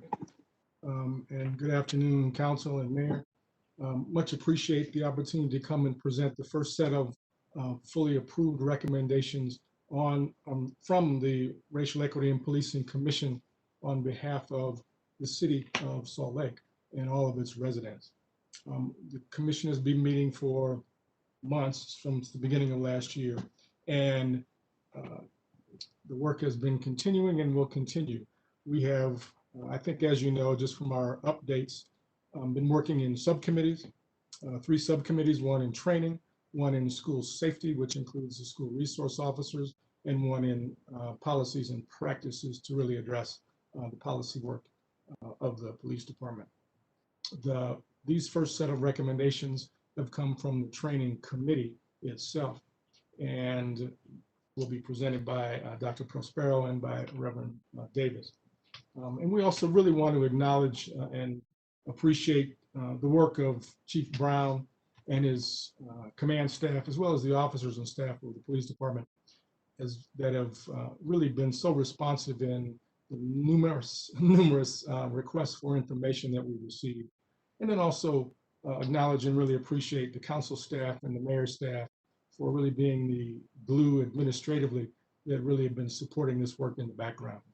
It's been a huge support, and we truly appreciate all of their work. The document that will be presented to you has a laundry list of some of the things that the committee has reviewed. We have reviewed lots and lots of data, as well as conducted interviews with some of the heads of various departments, divisions, training division, crisis intervention team. And so really have tried to have as much of an informed opportunity to present these recommendations as possible. And so I just wanted to introduce this process. There's more information in the actual document that you'll receive on the background of the recommendations and some of the work that the committee has been doing. But it was the committee brought back to the full commission, these set of recommendations, they were discussed, edited, and made to really reflect the entire commission. And there was a unanimous consent of approval on these recommendations, and then which then allows us to come and present them to you officially as we continue doing this work. These will be the last ones you see. So at this point, I'll just pause and introduce Reverend Davis and Dr. Prospero. I would imagine most of you who know them to present the actual recommendations. So thank you.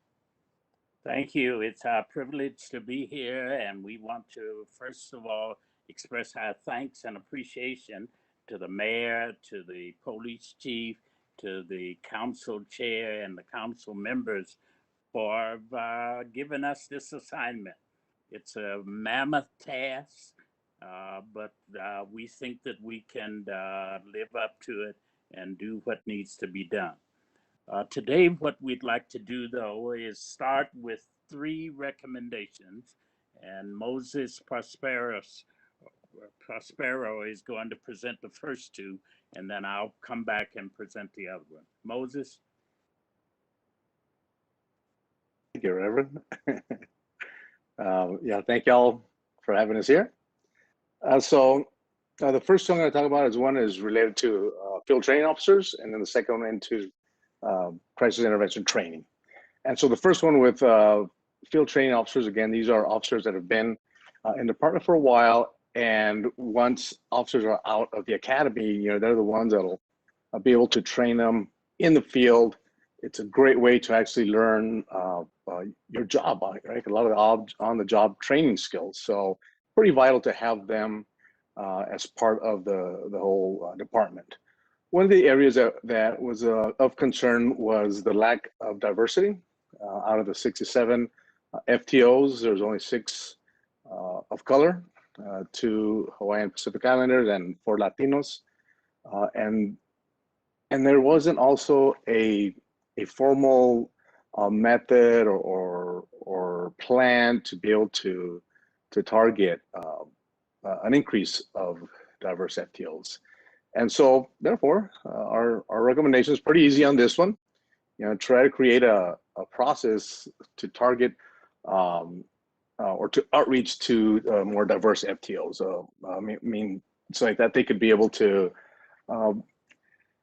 not only have somebody from different backgrounds be able to provide training out there in the field, but a lot of the officers may be able to relate better with somebody that looks like them, that has the same background.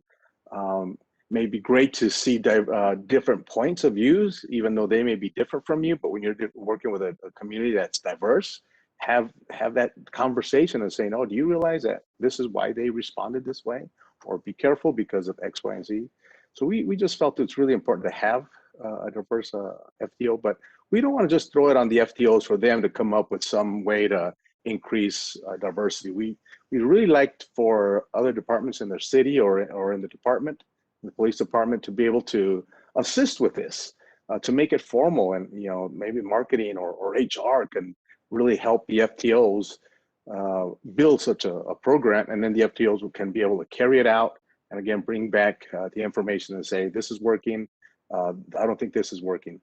One of the FTOs is kind of doing informally, working with the Explorer program, and I think y'all know about the Explorers program. It's kind of a youth cadet program with Salt Lake PD. It's extremely diverse, has probably more females than males. Last I saw it did. And some of them end up coming into the police department, Salt Lake City Police Department. But it's not formalized, and so this would be one of the ways that maybe can bring more diverse FTOs. The second one is training, and this is for crisis intervention training, where their police officers are taught a lot of mental health conditions that they may encounter out in the community. Kind of the causes and what does that look like, and then how do you address it? So there's kind of 2 things in this area here. One is the actual training that Salt Lake PD, the officers get during their first initial training into the department. And then there's also the CIT team I think the official name of it is the Core Responder Model Unit. I think that's correct. And so one is looking at, are all the police officers, do they have this critical training, this crisis intervention training so they can understand mental health conditions in our community? And the other one is have this team, this unit that has mental health professionals and police officers that are trained also in CIT, go out to certain situations where the mental health condition is an issue. And law enforcement can be there to support the mental health professional in case there's a safety issue that happens, or vice versa. If there is a safety issue and there's a police officer there, they have training on CIT, but it's great to have that mental health support, that professional back there saying, oh, beware, I think X, Y, and Z is happening. So it's a great training. It's a great team to have out there. The problem, though, that we found is that this isn't prioritized with lateral hires, and lateral hires are those police officers that are brought in right from other police departments, West Valley, St. George, Ogden, wherever they come in, and so they're not required to have CIT. So therefore, there will always be that gap of officers that do not have it. And then also recertification. Once you have CIT, recertification should happen every 2 years, and it's voluntary. And I don't know if you have the numbers in front of you, but 189 officers have chosen to recertify, 272 have not chosen. In 2 years, there's a lot of information that happens that the research in mental health conditions learn. There's a lot of learning to be done. So in 2 years, you could lose a lot of that. And plus, we just forget things if we don't get retrained. And lastly, there's insufficient budget for this to enlarge this program, specifically that training team that we're talking about, that Core Responder Model Unit be out there. So, so the team has 4 detectives and 8 social workers, and they only work in one unit. In one shift. So that's the day shift, and so per day. And so if anything happens before or after those 8 hours, they're not going to be able to respond. And they've looked at their data, and so they've put that team during the hours when issues of mental health conditions occur. But boy, it sure would be nice to have them 24/7, or at least in those 2 at least in 2 shifts that have most of these situations occurring. Thank you. Hey, wait up, Reverend. Come on, Reverend. Don't be pushing me out yet. I'm almost done with my recommendations. I was going to see if there were questions that they had. Go ahead with your other recommendations. Just 1 second. Let me just finish with the recommendations and just let them on in. So the first is we require for recertification for all officers, right? It shouldn't be volunteer. Everybody should have it. Everybody should have to be going through this. Also, that all lateral hires, as they come in, they should also have it. So like that, we could get as close to 100% as possible. And again, that's part of the issue of budget, in that we should increase or reallocate budget with the emphasis on reallocation to be able to get all these officers trained in CIT.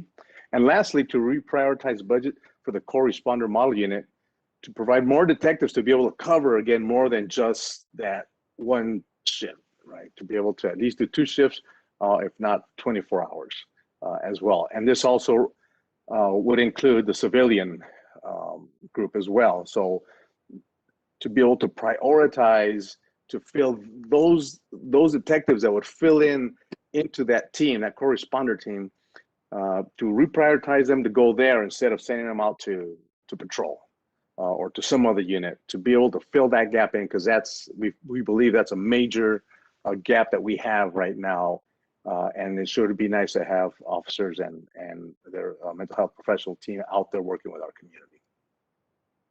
And that is it for me. Reverend, did you say there was questions that I don't know if there are questions. Okay. 2 items, and if there are, Sure. you want to address them now? Sure. Yeah, Reverend and Dr. Prospero, thank you for that start. I want to welcome back Councilmember Valdemoros and just acknowledge that we are missing a few council members today. One who is in trial and couldn't get here in time. Two more, including Councilmember Valdemoros, who were asked to testify at state legislative committee hearings that happen right now, unfortunately. So we want to excuse them, and they'll be joining us as soon as they possibly can. So welcome back, Councilmember Valdemoros. Council members, there any questions? Sorry, any questions right now so far from the council members? Darren has a question. Anna? Yeah. Send me, please. Thanks. Thanks. It's a simple question. So the corresponder model, is that the same as the Jessica Director Waters' team with the social workers? That's the same program we're talking about, right? Yes.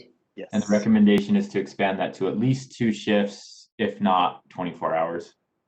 Yes. Thank you. Anna? That's yes, and I'm leaning towards the 24 hours. I think, especially in District 4, I can see it in our streets, the need for help for folks, experiencing, with severe mental health issues, regardless if they're homeless or not. But I think it's something that District 4 really needs, and I would hope that the rest of the council would support something like this to add to our police department as we review their budget and with our group here. So I appreciate all the work, and I appreciate you guys really looking into it as well. Right. Chris? You're on mute. Yeah, thank you. Thank you to both of you. Commissioner Prospero, you said that the first thing was about field was more training for diverse officers and that, more recruitment of diverse officers, and that you didn't want to just put that on the police department, but what analysis did you give after that? I missed that. Actually, this is to increase the diversity among the field training officers. Because we only have 6 out of the 67. Okay. And I know one of the responses was, we're doing all we can. And the way I see it, that's not their skill set. Recruitment is probably not their skill set as an FTO. Doesn't mean they can't be part of the team. I mean, for sure they're going to be a big part of that team. But to have somebody, a department or somebody with specialty in the police department or in the city, whoever can assist them and be able to formalize a program, and this is the way it's done in other police departments, or this is how we do it in the city, or we've been able to do this in the police department in other areas, and to have it formalized and then implement it, and so that then the field training officers could say, okay, this is what we've been tasked for, this is what we can do, rather than them just trying to figure something out. I mean, I know I wouldn't be able to do some of the recruitment things, even though I believe in a lot of it. That's just not my skill set. Did that answer your question? Yes, thank you. And Councilman, if I can maybe put a finer point on it, it's a very passive recruitment process. There's just a notification that goes out that we are accepting applications for anyone who wants to be an FTO. That's very different than doing targeted recruitment to increase the diversity of that particular unit. So that's kind of the description. Okay, great. Okay, so we have 3 recommendations. The first one is regarding field training officers that Commissioner Prospero just presented. The other is regarding CIT training that he also presented. And I'd like to take a few minutes of your time and present a 3rd recommendation from the commission. The 3rd has to do with training concerning concerns that relate to equity, implicit bias, community policing, curriculum in the academy, as well as in-service training. First of all, in our search of the information, we found that there are no Salt Lake City community-based facilitators of color in the academy or in-service training, and we'd like to change that.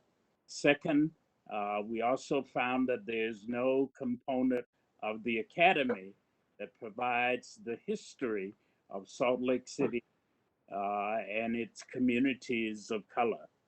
And then thirdly, we found that the current number of hours dedicated to diversity, equity, inclusion, implicit bias training in the academy to be for doing fair and implicit policies, policing is insufficient to embed the equity lens that we think is important in being fair in terms of policing. So our third recommendation is, number one, to require the Salt Lake City community-based treatment trainers of color to be part of the academy and in-service training. That is to say, to find groups and organizations, people in the community who can become partners with the Police Civilian Advisory Board and help us to provide that kind of training. Secondly, we recommend that we require equity curriculum that is based on best practice and that is co-created with the community-based trainers. That is to say that while the department will do some, there'll be people from outside who will help to create that kind of training. Thirdly, we recommend that there be a requirement that recruits learn the history of the diverse communities in Salt Lake City.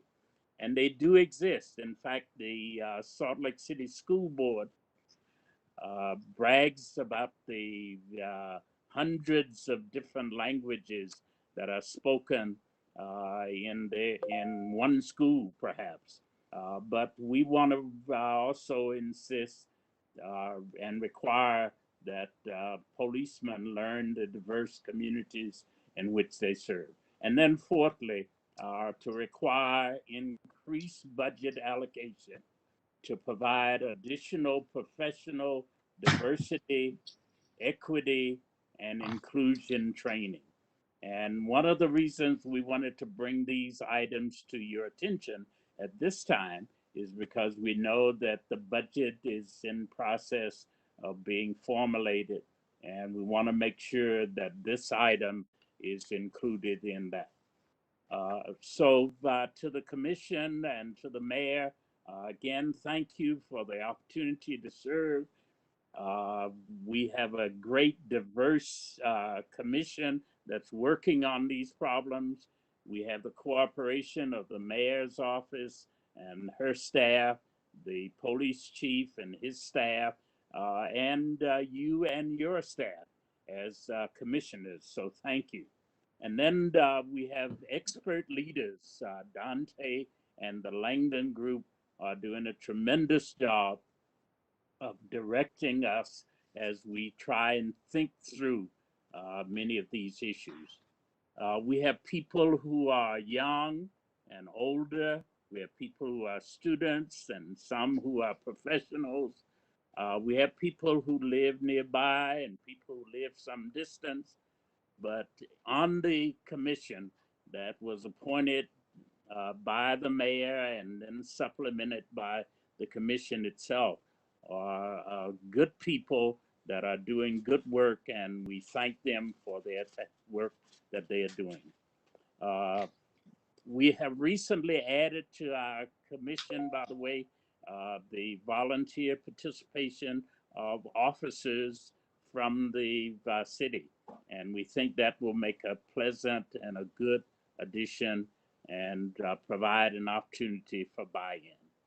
Thank you again for the opportunity to present this report.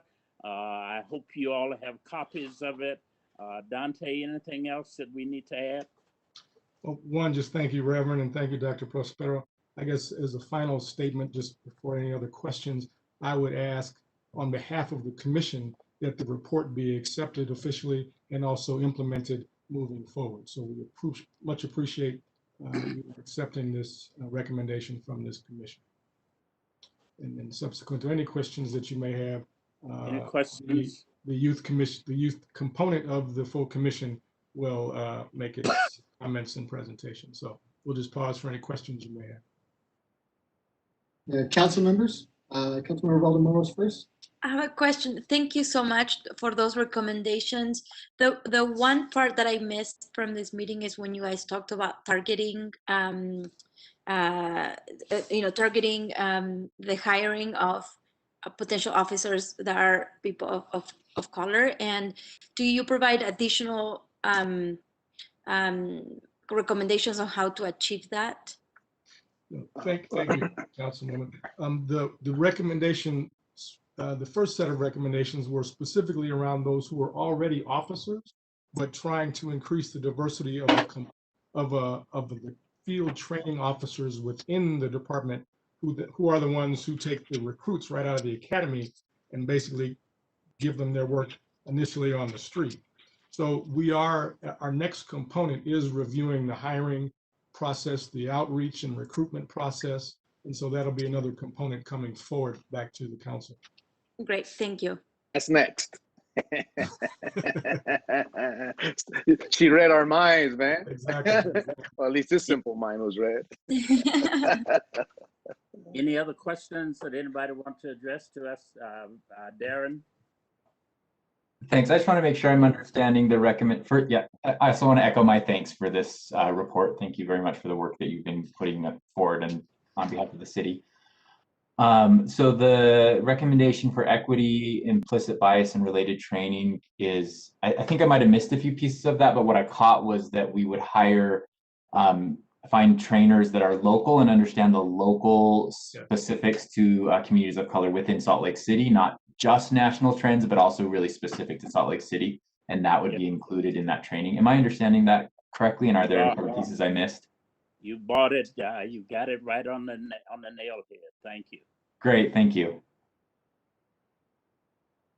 Other questions? Again, thank you to the chair and to the commission. Thank you for this opportunity to talk with you.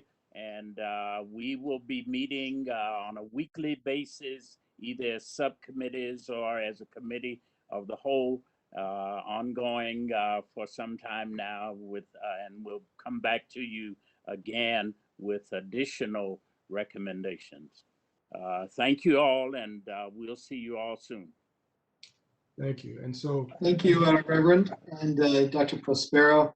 I believe for the council members, the commission report is with the council office, and we'll be having that distributed shortly. Dante, would you like us to formally accept that at this point, or when we actually go through it kind of more officially? What would be your thought there? That at the very least that today you accept the report as it's written, and then certainly you can further work toward its acceptance and toward implementation as you see fit. Okay, excellent. Typically we take straw polls in these situations for these things. I would look for a straw poll from council members regarding the commission report. Mr. Chair, I propose a straw poll that the council accept the recommendations or the first three recommendations from the commission. Second. All right, everyone understand that? I'll say all in favor then. Your thumbs up, yes. Excellent. We have unanimity here among council members present. So Great. Thank you very much, commission members. We appreciate that.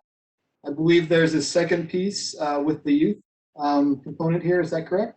Yes, sir. Excellent. Let's go ahead and go into that.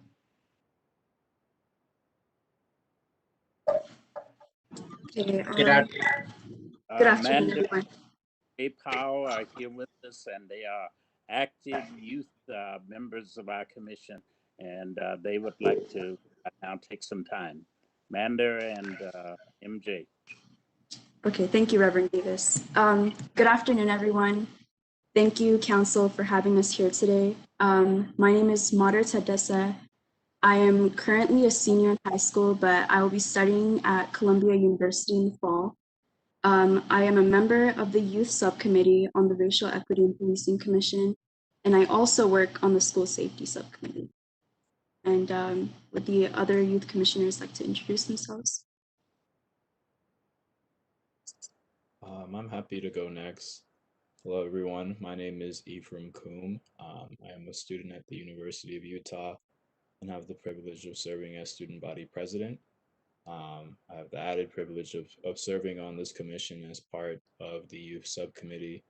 I also serve on the policy and procedures subcommittee of this commission. And outside of the commission, I have the privilege of serving on Mayor Jenny Wilson's Council on Diversity Affairs.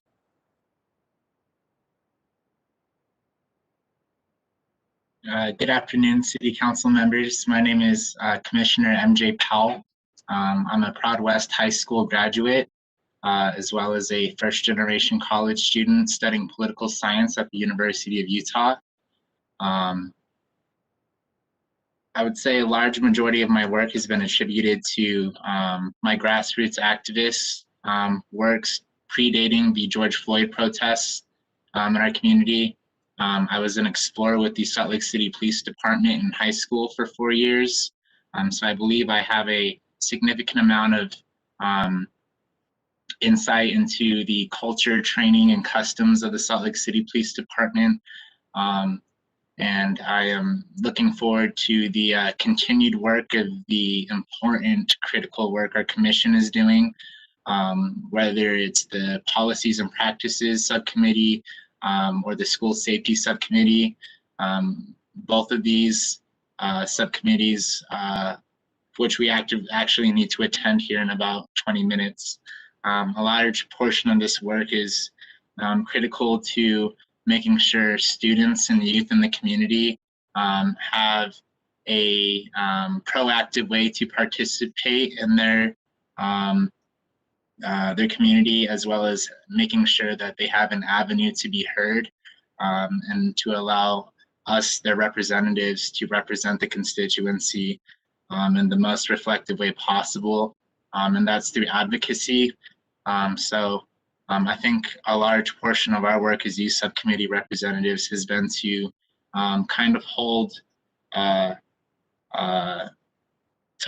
work to the fire and to make sure that we're really working forward in a way that equips both the community members and also the officers in our community with the proper tools, funding, and training measures necessary to make sure we don't have any or to decrease the probability of racial inequality and inequitable moments in our community.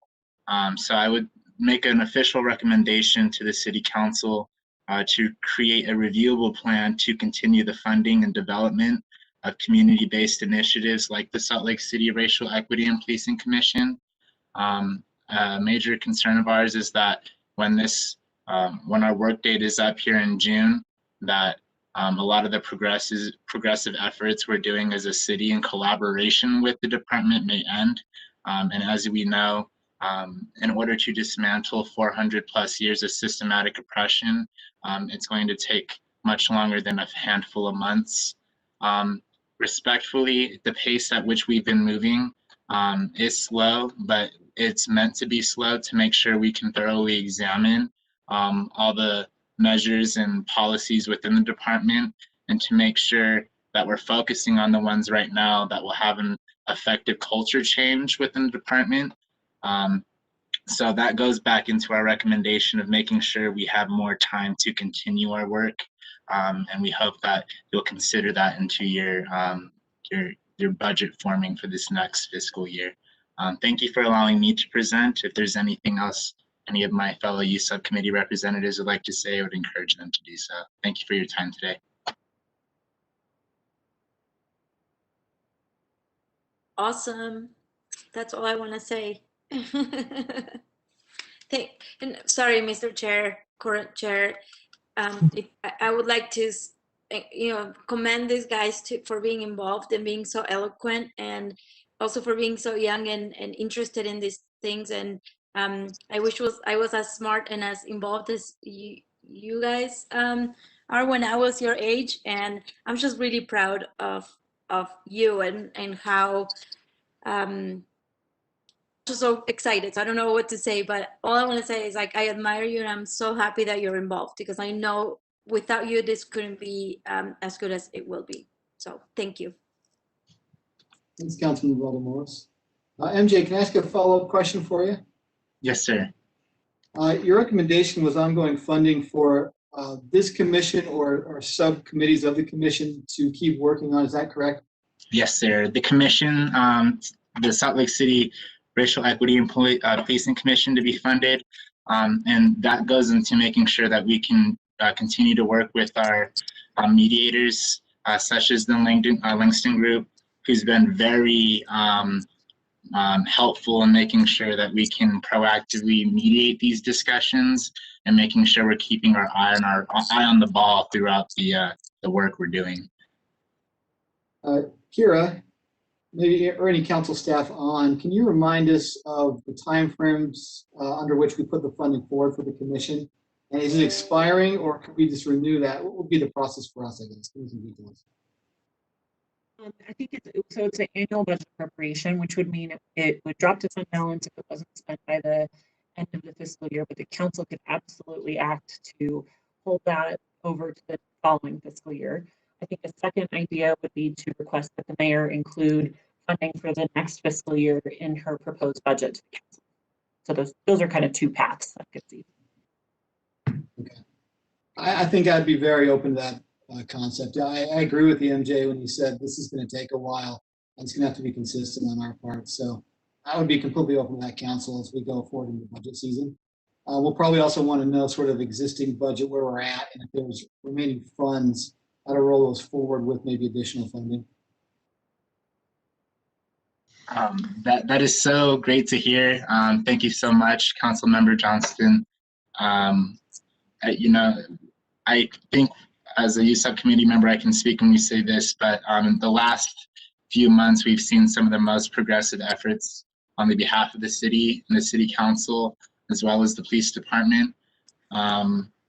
I would like to say, like, we like the work the youth subcommittee is doing with the school safety subcommittee would be very integrated into a lot of like the new leadership within the Salt Lake City School District, and we're hoping we can launch a more integrated effort with the existing agencies to maybe speak on more of that education piece as well, as to making sure that in our educational system, the true history of policing and the importance of educating our youth on racism and how integrated that is into the work we're doing. That way, we want to make sure our youth have an ability to actively participate in their civic engagement, but it's hard when a lot of people feel all they can do is protest. And the formation of this commission has given a lot of youth hope that there can be more things done in our community. So thank you. And I don't want to, Reverend Davis, before I get to Chris Wharton, I didn't want to sort of infer that all the commission members have to stay on past this year. I know it's a very time-intensive process, and that would be a discussion for you all to have, but I would support from my end on the council if the commission wanted to continue forward funding for it. So. Well, thank you, sir. We will be talking about what the future holds in terms of the commission. And I noticed that Councilman Chris Wharton also expressed his support, or at least raised his hand as an evidence of his support. So thank you. We'll be in touch. Councilmember Wharton, did you have a comment?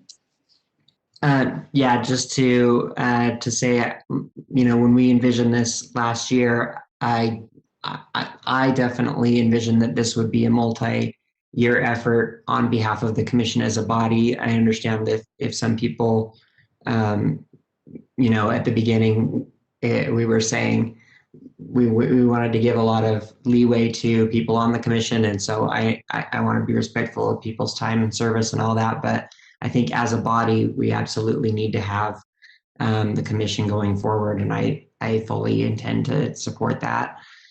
And then to the youth specifically, I just want to thank you for giving your time to this effort, especially you, is it Mater?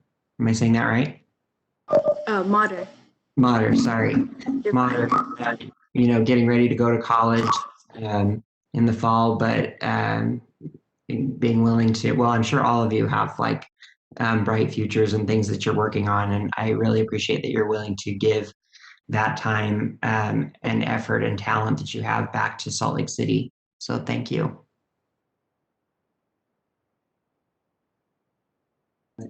Other council members' comments or questions? Councilmember Mana.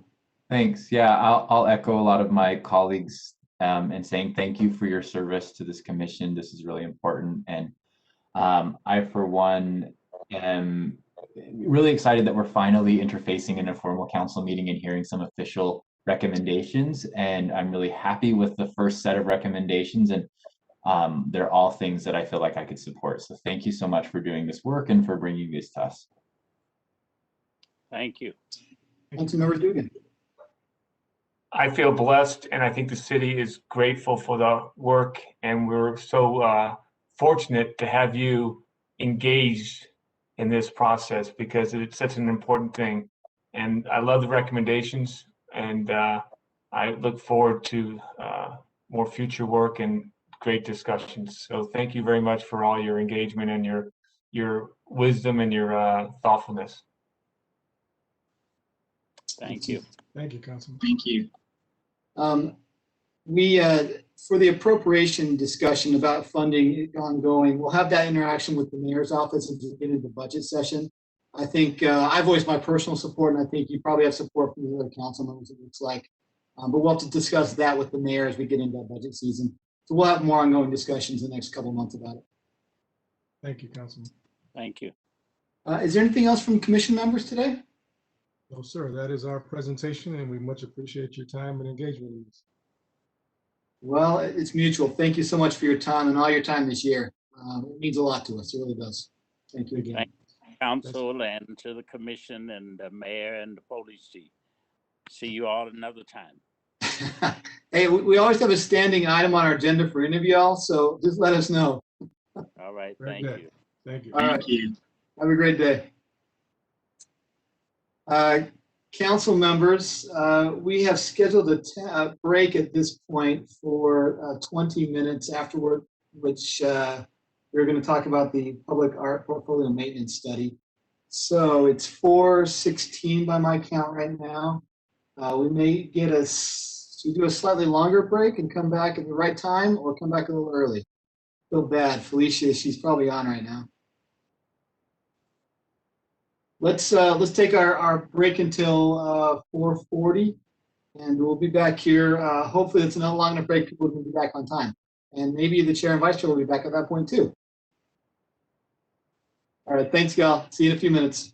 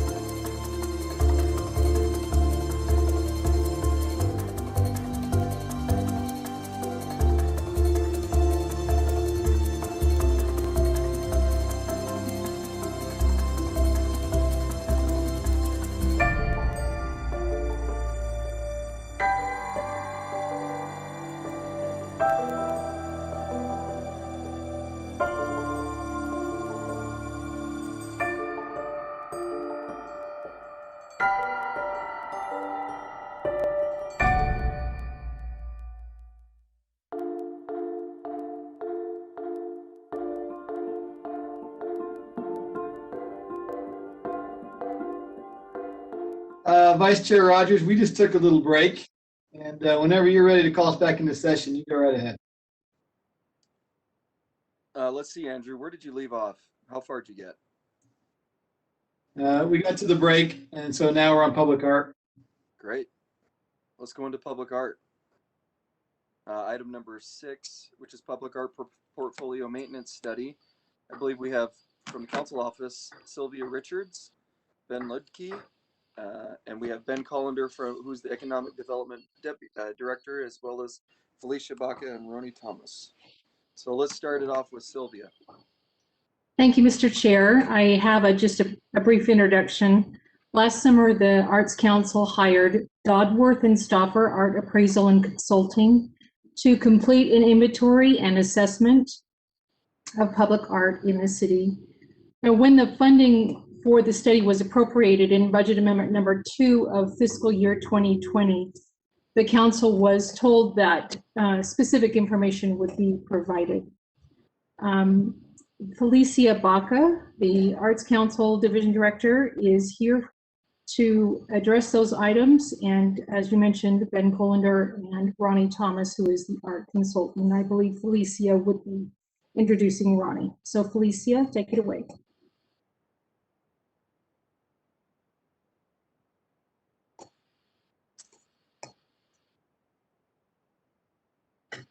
Felicia, you're muted. Or maybe she's not back.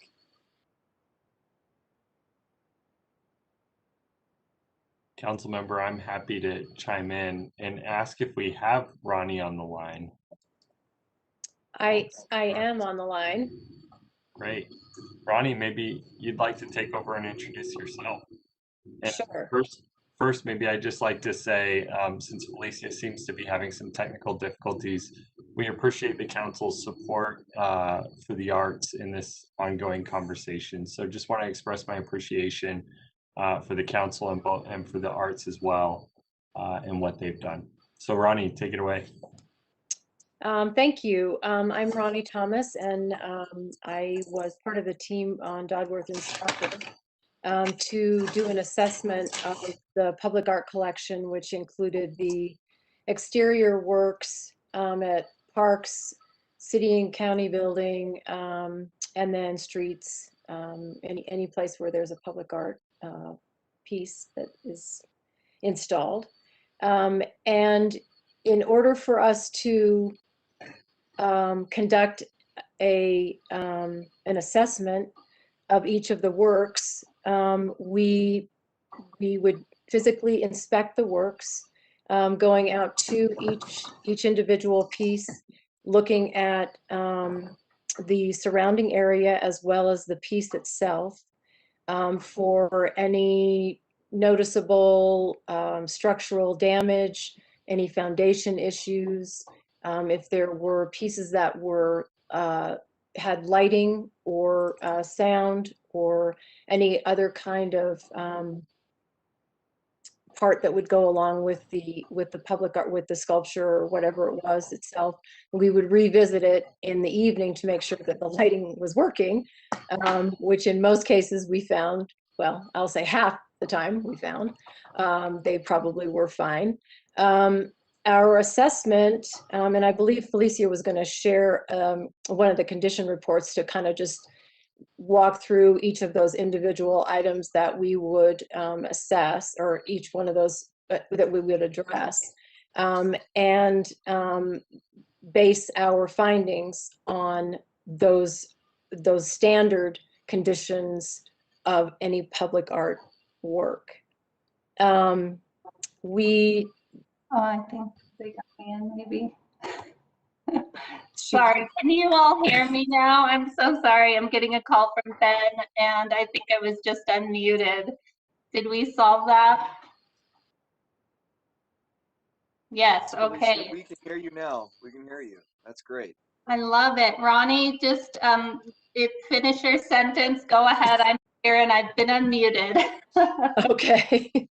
So of the pieces that we did examine, and that was it included if we needed to take pictures, photographs of the damage so that we could document that for future.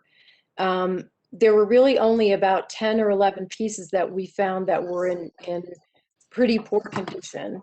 The good thing about that, though, is that none of the pieces that none of those 10 pieces are in any way a public threat, as far as like they're going to fall over or they're going to, as some public artworks often are. The foundation has deteriorated, there's significant rust, things like that, just due to the age or just due to the way they were installed. The majority, so the pieces that became in that category of category 1, which is the you need to do something right away, were mostly pertaining to things that were visually unsightly. There may have been some broken components to it, but again, or to some of them, but again, nothing that would be any kind of a public threat, which is always something that you need to be very cautious about. And there were several we found that were in a state of some sort of corrosion, early corrosion. Again, nothing that would be of a public threat as far as it causing any harm or sharp edges or anything like that. But things that just led more to a visual appearance, and that they needed to be addressed as far as the paint peeling or early corrosion. Perhaps the foundation area surrounding the piece was maybe in not as great condition as possible, and so working with whoever, if it's streets or parks, to just have some sort of maintenance, that would be recommended. That even something as simple as diverting the water away so that it would not further erode the sculptures or the foundation. So I think Felicia. That's great, Ronnie. Thank you. I've solved my technical difficulties, and council people, thank you so much for having us here today. Some of you that have been with the city for a long time will remember Ronnie. She used to be the public art program manager for Salt Lake City and is very familiar and well versed with our collection. So I'm just going to give a little bit of overview of some of the things that Ronnie mentioned, just kind of like a high level in a little less detail, and then I'm happy to take questions, and I'll show you a couple of images. As a visual art person, it makes me a little bit cringy to share spreadsheets, but I'm going to do it today. So as you all know, with your support in 2019, we established the very first maintenance fund for the public art collection, which was incredibly exciting. And at that time, we had a $200,000 allocation from CIP funds that was put into that account, with up to $40,000 for this maintenance and collection assessment. And the goals, of course, the main goals were to assess the condition and inventory the works in Salt Lake City that were actually accessioned by the Salt Lake City Arts Council. So of course, we went under contract with Ronnie for this work. Not the entirety of that budget was used. The contract was a $25,000 contract. And what it really helped us do, aside from, rank these priorities that Ronnie talked a little bit about, was to also determine accurate locations of the works that could have potentially been missing, and really get accurate data on the inventory that is accessioned by the Salt Lake City Arts Council, some of which was partial data or existed in a lot of spreadsheets and things like that. So nothing, this hadn't been done since 2013 for the city. So we're really happy to make some progress on it. So this document addresses not 100% of the works in the collection. And the reason for that is, as a staff, there are works that we know that are in good condition that we've done site visits or checks on or relocated for specific purposes. It also doesn't include works that are not accessioned into our actual collection, so they may be owned by another agency or, you know, various things like that. So some of the numbers you'll see won't reflect into the entirety of the total collection. But our public art collection is about 240 individual objects, but many of those things are projects where, like the 337 Pocket Park may include 30 different artists that has an inventory sheet for each item as part of that collection. So know that some of the collection is reflected in that way. And so I'm just going to show you screen share the one sheet that was in your council packet from when we originally transmitted this that reflects the sort of tiered ranking that Ronnie talked about. And tell me, I can't see all of your faces, but can you see this Word document? Yes. Okay, great. Okay. So there's, as Ronnie said, like immediate needs in the collection that might be a high level of deterioration or something that is needs to be deaccessioned because it may be missing. And then other priority rankings that are more long-term, they don't pose an immediate threat to the public, and there's kind of a variety of issues depending on the media that could be wrong with the work of art or just need minor kind of maintenance. We also discovered there are a lot of missing plaques that have not been put in place for works. And so that's a pretty substantial part of the budget for maintenance as well. We're estimating that potentially with 86 plaques that are needed for works of art, ranging from $200 to $2,000, that we probably have about, you know, $10,000 in work to do to restore plaques of the artworks. So I'm going to stop sharing and then share one more document with you, which just kind of gives you a snapshot of one of the condition reporting forms that Ronnie worked on, and we have these for all of the objects. And can everybody see that? Give me a head shake. So it will identify the artist, the name, the location, the specific address of the artwork, the date, all of the information that we now have in a really tidy format. We have a lot of Excel sheets in addition to these for a future database for the collection. So you can see that they have photographed. In some cases, we had photographs of the work for Ronnie to go and locate the work. They re-photographed the works of art where there were issues present so that we could identify them when we move on to the repair phase of the work. So there's hundreds of these in condition report forms in the document that Ronnie's provided with us, as well as you know, a lot of narrative about different locations, all of that priority ranking, works that could be missing, and things of that nature. And Sylvia did send a few questions along for me. And Sylvia, I don't know if you're interested in me sharing a breakdown, a rough breakdown by council district, but is that something of interest?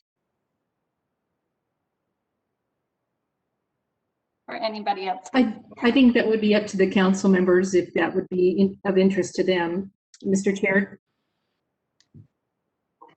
You know, I think we can go back and look at them if we want to. It's in our staff report. So I know I went through it. That was the most interesting part for me, was actually going through it and looking. Yes, and so you know, we learned the condition of objects, works that are not in our collection or that haven't been accessioned, the accurate location, as I mentioned, objects recommended for deaccession, and all this photographic data. So The next steps here are really to begin maintenance on these 11 priority works in the collection. And our goal would be to accomplish those in 2021. And as part of this contract, we do have Ronnie conducting appraisal and estimates for repairs on those works, for the high priority works in these in this set of tier 1. Just to give you like a little bit of snapshot, I'm going to share one more document that is essentially, let me just pull this up. It gives a priority ranking of these 11 works and estimates based on, we've been working with the state of Utah at how they project estimates for their art collection, and also based on previous repairs that we've done. So for these 11 priority works, you can see in column E, we've projected cost estimates for these works of art. We have a couple of works of art that we're waiting to hear for insurance reimbursements on that are potential. One is likely, one is uncertain, but for these 11 priority works, we have a balance of approximately $109,000. Potentially $35,000 of that may be covered by insurance. So that gives you a little bit of a snapshot of these high priority works that are kind of on the docket for repair in a timely manner. And I can stop sharing that document. And I think I'd love to just answer any questions that you all may have about this maintenance assessment.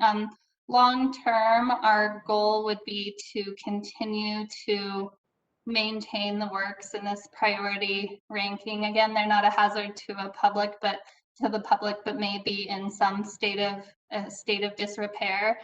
And as part of our conversations around the 1.5% ordinance, standard best practice for a new project is setting aside 10 to 15% of that project budget for the maintenance of artwork. And when those go into a pool or a fund, that artwork doesn't always serve the purpose for that individual work of art. Collections age, artworks age in different ways. So a bronze sculpture may just need a waxing every few years. A sculpture that is more temporary may need rehabilitation every 4 years. We had a sculpture that popped off one of the poles, the flying objects, because it froze and was full of water. And so there's kind of a multitude of issues that when you do that best practice sort of set aside your saving for the future of the collection, and knowing that that's going to go to different works of art along the way over like a multi-year sort of effort. Well, thank you, Felicia. Let's go to questions. Council members, you have questions? We're kind of running out of time on this topic, so.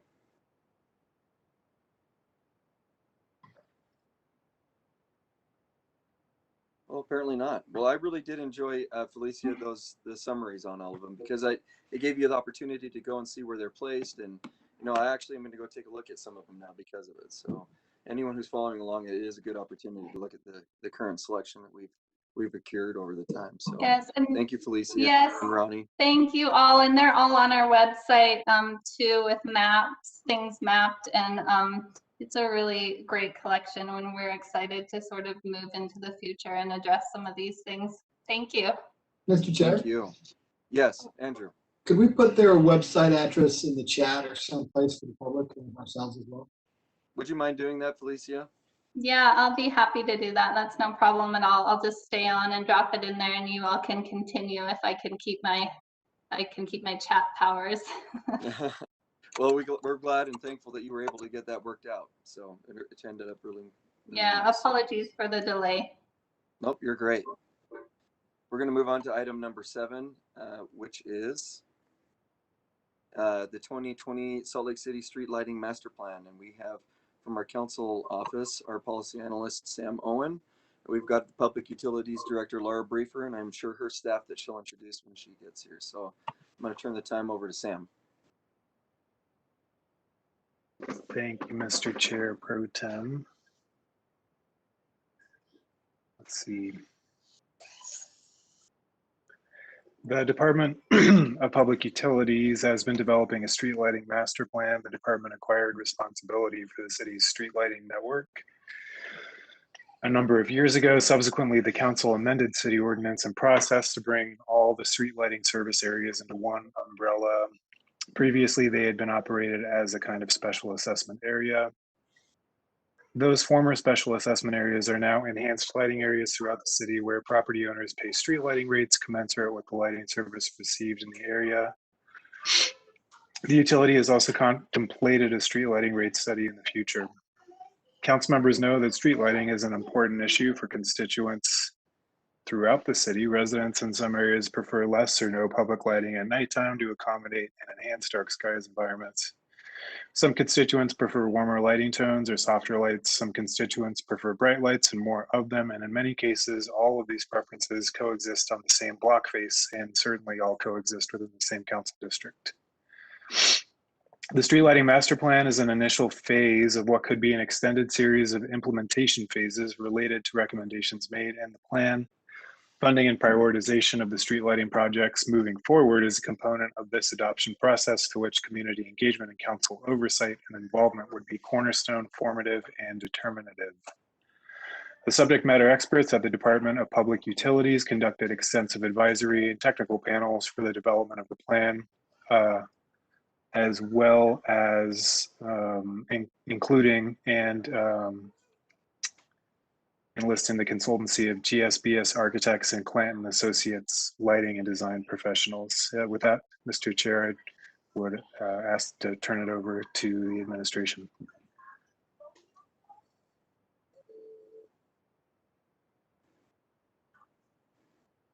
Okay, is Hello. there? Thanks, Sam. Okay, Director Briefer is here. Hi, thank you so much for the opportunity to present this plan. We're very excited to show this to you and talk about the opportunities we have here. We do have our staff here. We have our deputy directors, Jesse Stewart and Marion Rice, and then Dave Pearson, who is our street lighting manager. And Deputy Director Jesse Stewart has put together a presentation that I will turn over to him to give. Thank you. Thanks, Laura. Can everybody hear me okay? Sure. Okay, I'll go ahead and keep going. And hopefully everybody can see my screen here. So again, good evening and thanks for having us back. Public Utilities has been in front of you a couple times to talk about our street lighting master plan. I believe in late 2019 and early 2020, we were in front of you. As Laura mentioned, Laura's here, Marion Rice and Dave Pearson. And we also have members of GSBS Architects. I believe Jesse Allen and Anik Egan may be on, and Dane Sanders from Clanton Associates. And we also have Dr. Travis Longcore with UCLA. He's an environmental specialist and dark sky specialist and kind of looks at how lighting affects various species, including human beings as a species. So with that, I'm going to jump into our presentation here. Street lighting master plan. Again, this is an update to our 2006 streetlight master plan. And as we go forward, I'm going to take a little trip back in time real quick. I want to talk about a couple of the photos here. We first, as a city, had lights in 1887 or late 1880s. In 1908, we had our first plan, kind of formal plan on how to put lights in. And you can see the standard light pole here on the left of your screen. That is a drawing from 1907 for the city engineer for the standard light pole in downtown. Here in 1916, you can see our workers practicing, I wouldn't say current OSHA requirements for repairing that light.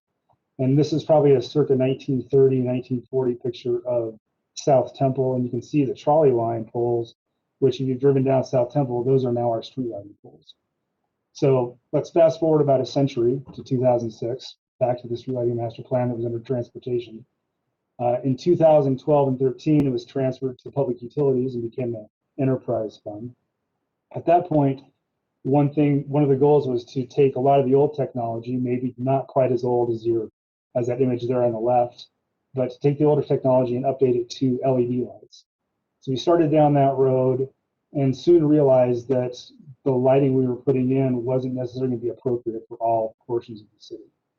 So based on some public feedback, changing standards, public safety, character, responsibility, equity, which will be common themes throughout my presentation and throughout our whole program. We kind of decided to pull back on the large-scale replacement of LED lights and work towards the master plan. And that's come up with the master plan is going to guide decisions relating to lighting, and it's going to provide a systematic process and framework for making decisions going forward. And its major components include, like I mentioned, safety, character, equity, responsibility, are kind of the 4 driving themes, or driving guideposts. We also looked at existing conditions, environmental health, and then the lighting design process.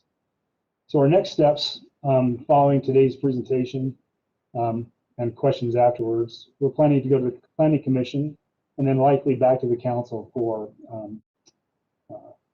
final go ahead on the plan itself and adaptation. And then we're going to go to prioritize planning and implementation as we go forward.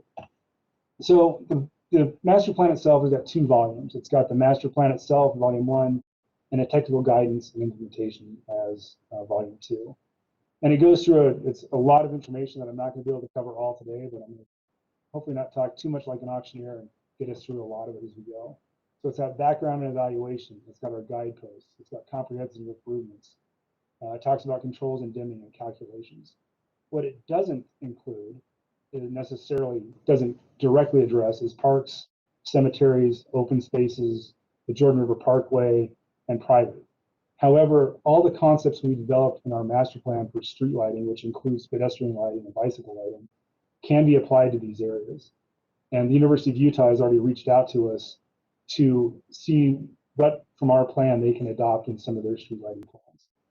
And that leads us to our next slide, which is the public engagement process, which the university is actually part of. So as Sam mentioned, we had an advisory committee, a technical committee, and a stakeholder group to make sure we took into account a lot of public concerns, so we weren't developing our plan in a vacuum. We don't want to come out of this with something that isn't going to be acceptable to you all, or to the city, or to the constituents. So the advisory committee was residents selected by council staff, as well as council staff and mayor staff. Technical committee was a bunch of different representatives from city departments. And then our stakeholder group included education, Tracy Aviary and other environmental groups, bicycling, transportation, university, and downtown alliance. Through that process, our stakeholder groups and advisory groups helped us develop these guideposts. Again, this is safety, character, responsibility, equity. And these 4 guideposts not only led us down the path of developing the master plan, but will also lead us towards implementation of the master plan. And they'll always be in the backdrop of every decision we make as we go forward. All the different groups also helped with some key policy statements. And these too will be driving us forward as we make decisions for the city's street lighting programs. Street lighting will enhance safety using industry standards. We'll include allowances to encourage dimming strategies. And some of that might be more of a long-term strategy, a long-term planning horizon. And that I might stop here for a second before I go through the rest of these. We've got some short-term and near-term things we'll be doing. We also have a longer-term planning horizon to implement some of the broader aspects we're looking at. And also, as we have needs, we're going to have funding issues to overcome and prioritization as we go forward. Back to the policy statements. It's really also minimize the obtrusive effects, and I'll get into that in a little bit. We want to put light where it wants to go and not where it shouldn't be. Pedestrian lighting is in accordance with neighborhood plans and typologies. I mentioned we went out to a lot of public outreach to develop the plan. We will continue that as we implement the plan and as we prioritize areas in the city and then narrow down on kind of a more micro scale and get into actual projects.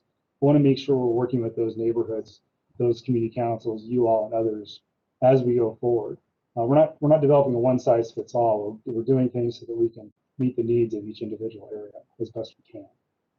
We're going to be sensitive to wildlife species and dark skies, and we want to be able to implement based on neighborhood and community input. So again, that's back to the public outreach as we go.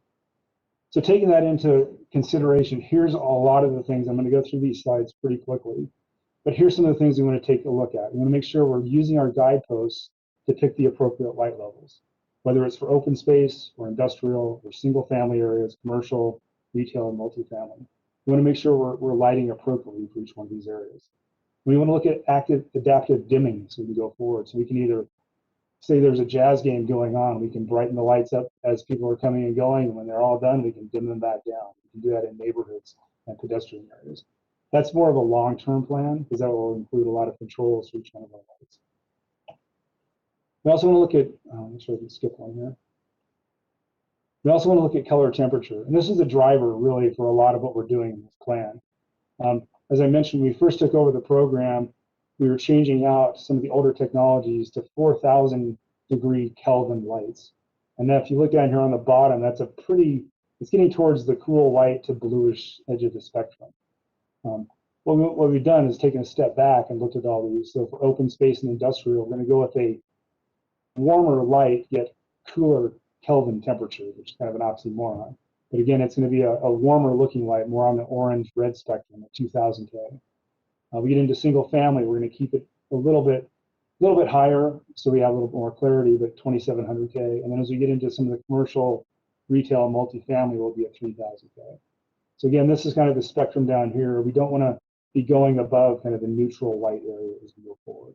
And we have been doing a little bit brighter, and we're scaling that back as we move on with the plan. We also want to look at light trespass and light pollution. Again, like I mentioned, we want to keep light where we want it to be. We want to avoid what they call bug light, backlight, uplight, and glare. So again, we want to keep it, if we're trying to light a sidewalk, we're lighting the sidewalk and the driving lanes.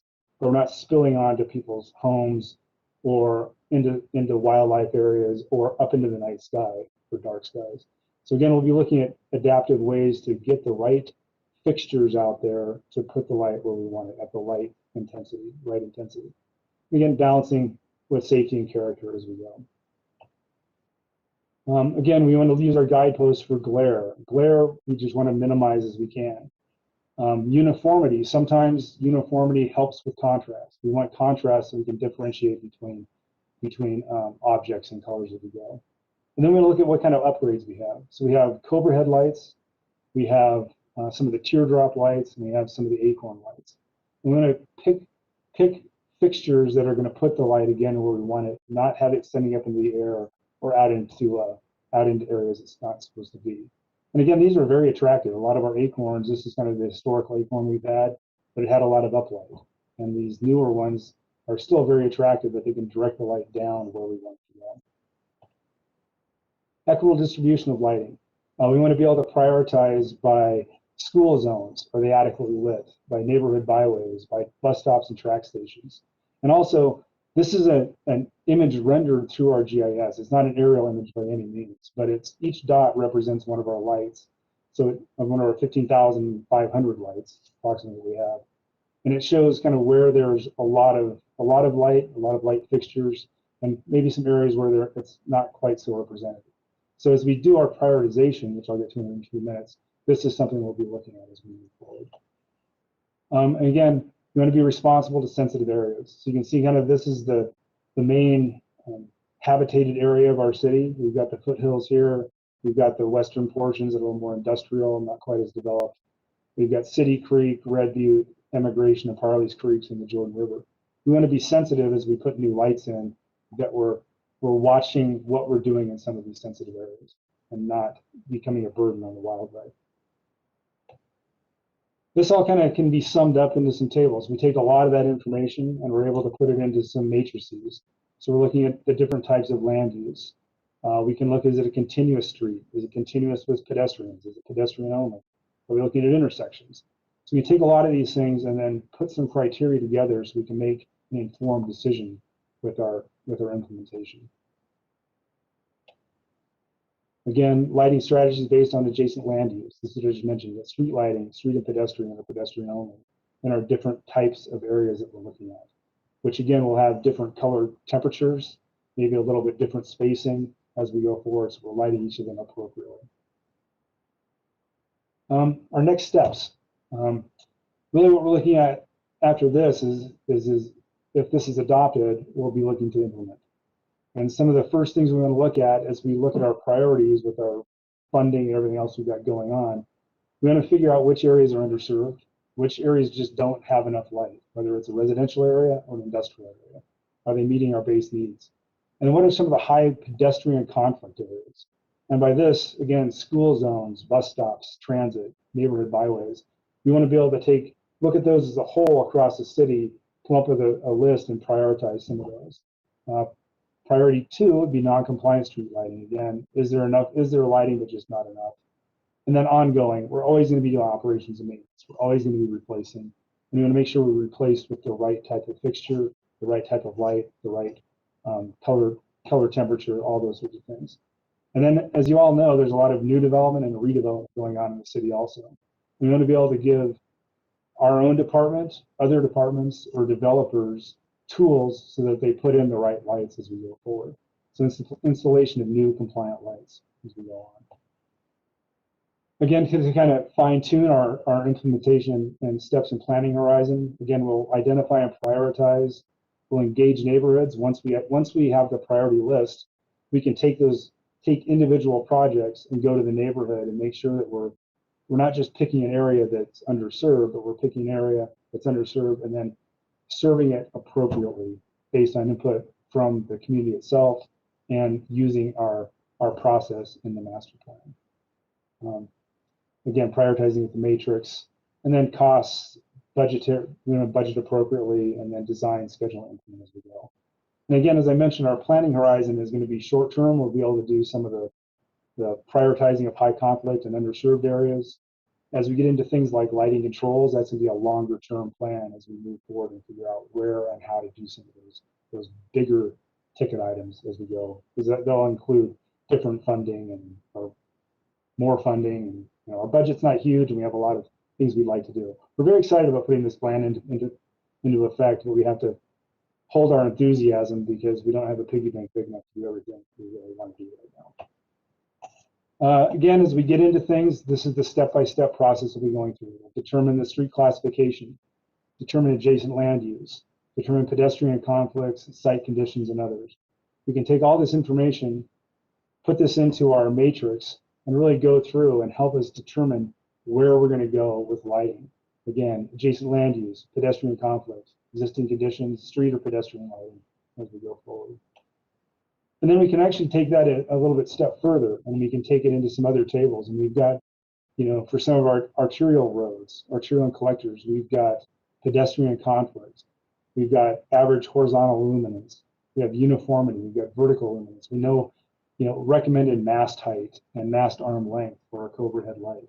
And we can take all these things and have, instead of making arbitrary decisions on each one of our projects, we've got this toolbox to help us move through things appropriately. So, and then one thing we really are looking forward to is to capture all that information when someone, whether it's our own department, another department or developer, they can capture the information on these submittal forms. They can go through and determine what the street classification is, adjacent land use, all the way into wiring and quick disconnects. What do they need? And we'll help them develop a plan that we can then review and help them implement for ourselves as we go forward. So again, I feel like we developed a pretty good systematic approach, taking into account a lot of different factors to make our program as best it can be going forward, to make it a really livable community, both from driver safety, pedestrian safety, and bicycle safety, and then also keeping in mind wildlife, urban interfaces, urban foothill interfaces, whatever it might be.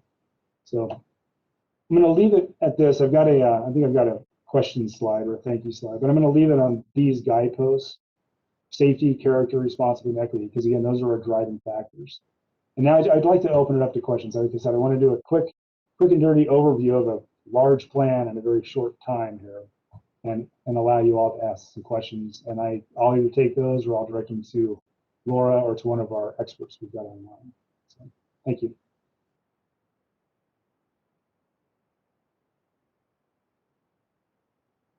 So I can't see because we're still sharing the screen if there are any questions.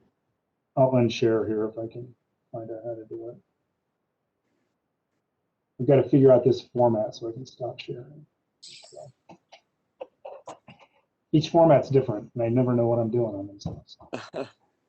Well, Jesse, while I'm looking to see if there are any questions, I have to say that I know that being part of the process that you have got, Public Works has always done a great job in doing outreach, and I've appreciated that. You come into festivals and, talking to constituents, and it's just very visible, especially in District 1 where we're impacted heavily with public utility stuff. So questions for this team here?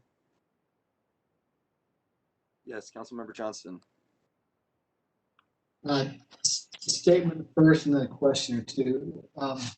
First, Jesse and Laura and your teams.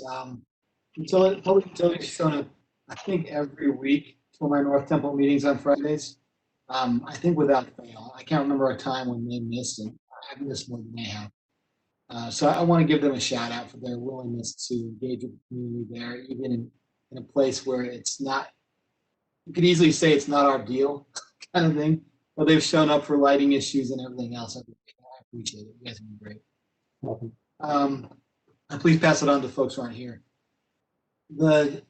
A question about Appendix C, the lighting levels and gaps. It's sort of it's a large kind of high level picture of the city and the lighting right now. And you can sort of tell the density of lighting right by the color scheme.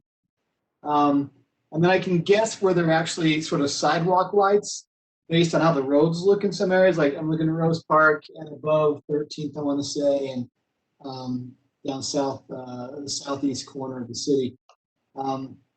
But it's hard to sort of tell where there may be a lot more of that sort of level lighting versus the street lighting. And a lot of my constituents really want like sidewalk lighting or lower level pedestrian level lighting or even bike lighting. How do you integrate that with street lighting? I'm thinking of, like, I'll say like Indiana Avenue, pretty major street. It's got a fair number of street lights for the road. Can you integrate sort of pedestrian level lighting on the sidewalk from those existing poles along with standalone ones, or does it go all or nothing kind of thing? I think this will come down to really once we get into our evaluation and looking at some of those areas, and we probably want to come out and look at them with you. Some lights we might be able to accommodate both, but I wouldn't guarantee that all the time. Part of what we want to look at too is as we go through our framework, we want to determine is it a high priority area that we need to do some work on, or is it a want that we'll want to work with you and your constituents on as we move forward. And some of those might fall into the grander scheme of the master plan. Some might fall into an enhanced lighting area. I think it's going to be very dependent on each individual area. So again, like I mentioned, we'll go through kind of the macro look at where are some underserved areas or high priority areas, and then we'll dive into those a little bit deeper on a project by project deal. But I think what we might want to do with some of your areas, just go out and visit them with you and determine is it something that would fall into the master plan, kind of city development or part of the enterprise fund, or be part of an enhanced lighting area. I don't know if Dave, you or Laura have anything to comment on that. I would just say that we would probably want to look at the pedestrian bicycle conflict piece on that too. But I agree, Jesse, that it would be helpful for us to go visit the area with you and constituents to really evaluate it. And I think that's part of when we look at our next steps, those are some of the things we want to do. So part of the evaluation will be a GIS evaluation. Some will be interviewing folks. Some will be doing tours with everybody. So I think this next phase is going to include a lot of those options. And so I think for you and your district, it would be, we'll set up tours and go out and look at them, or give us specific areas and we can go and look, take photographs, look at the conflicts, and do an assessment, and then come back to you on things as we go forward.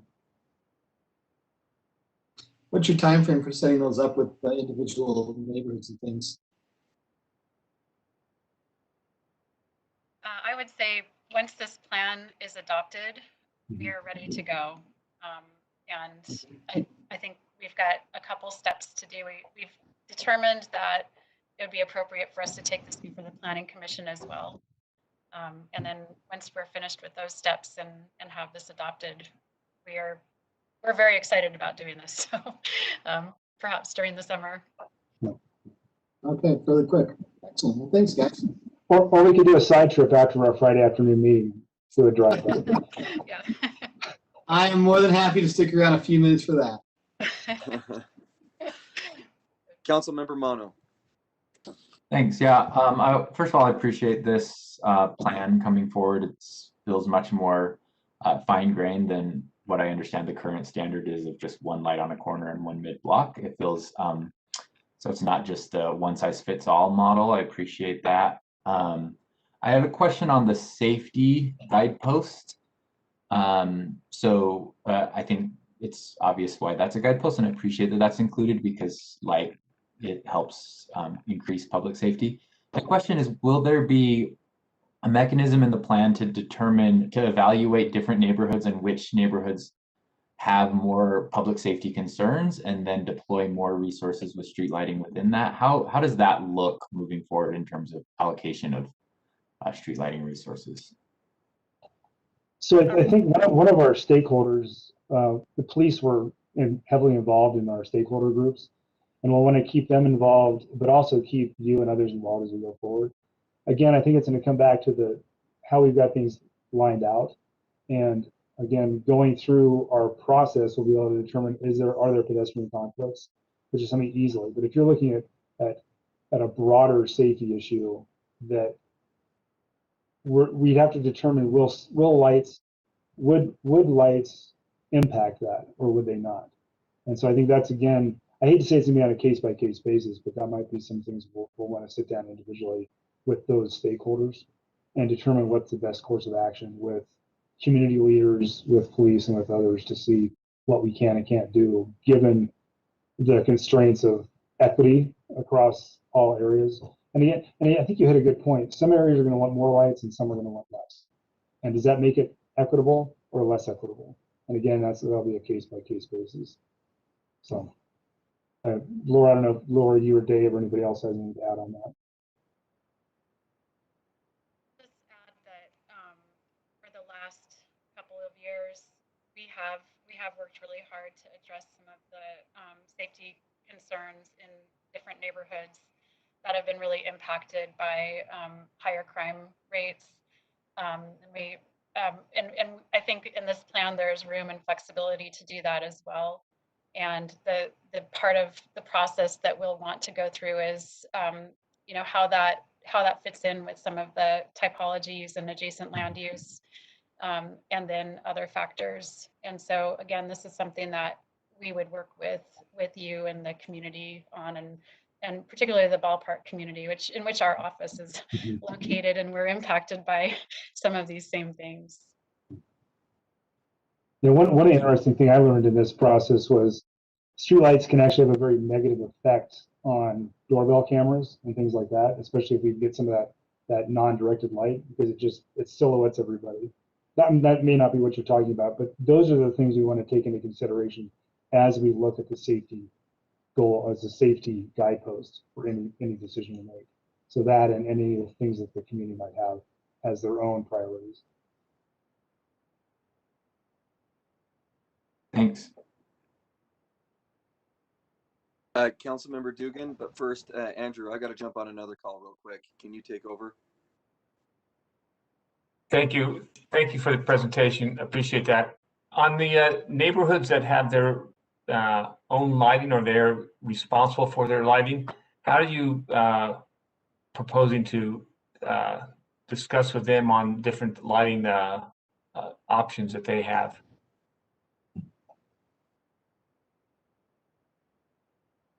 So I think one thing there, we're not going to be getting away from some of the resident-owned and maintained lights, but we will work with them to, as they're making changes or things we can do to make them, I guess, compliant with our master plan, whether it's to reduce glare and uplight or backlight. We'll definitely want to work with them on those, but we're not looking to take over those lights with this.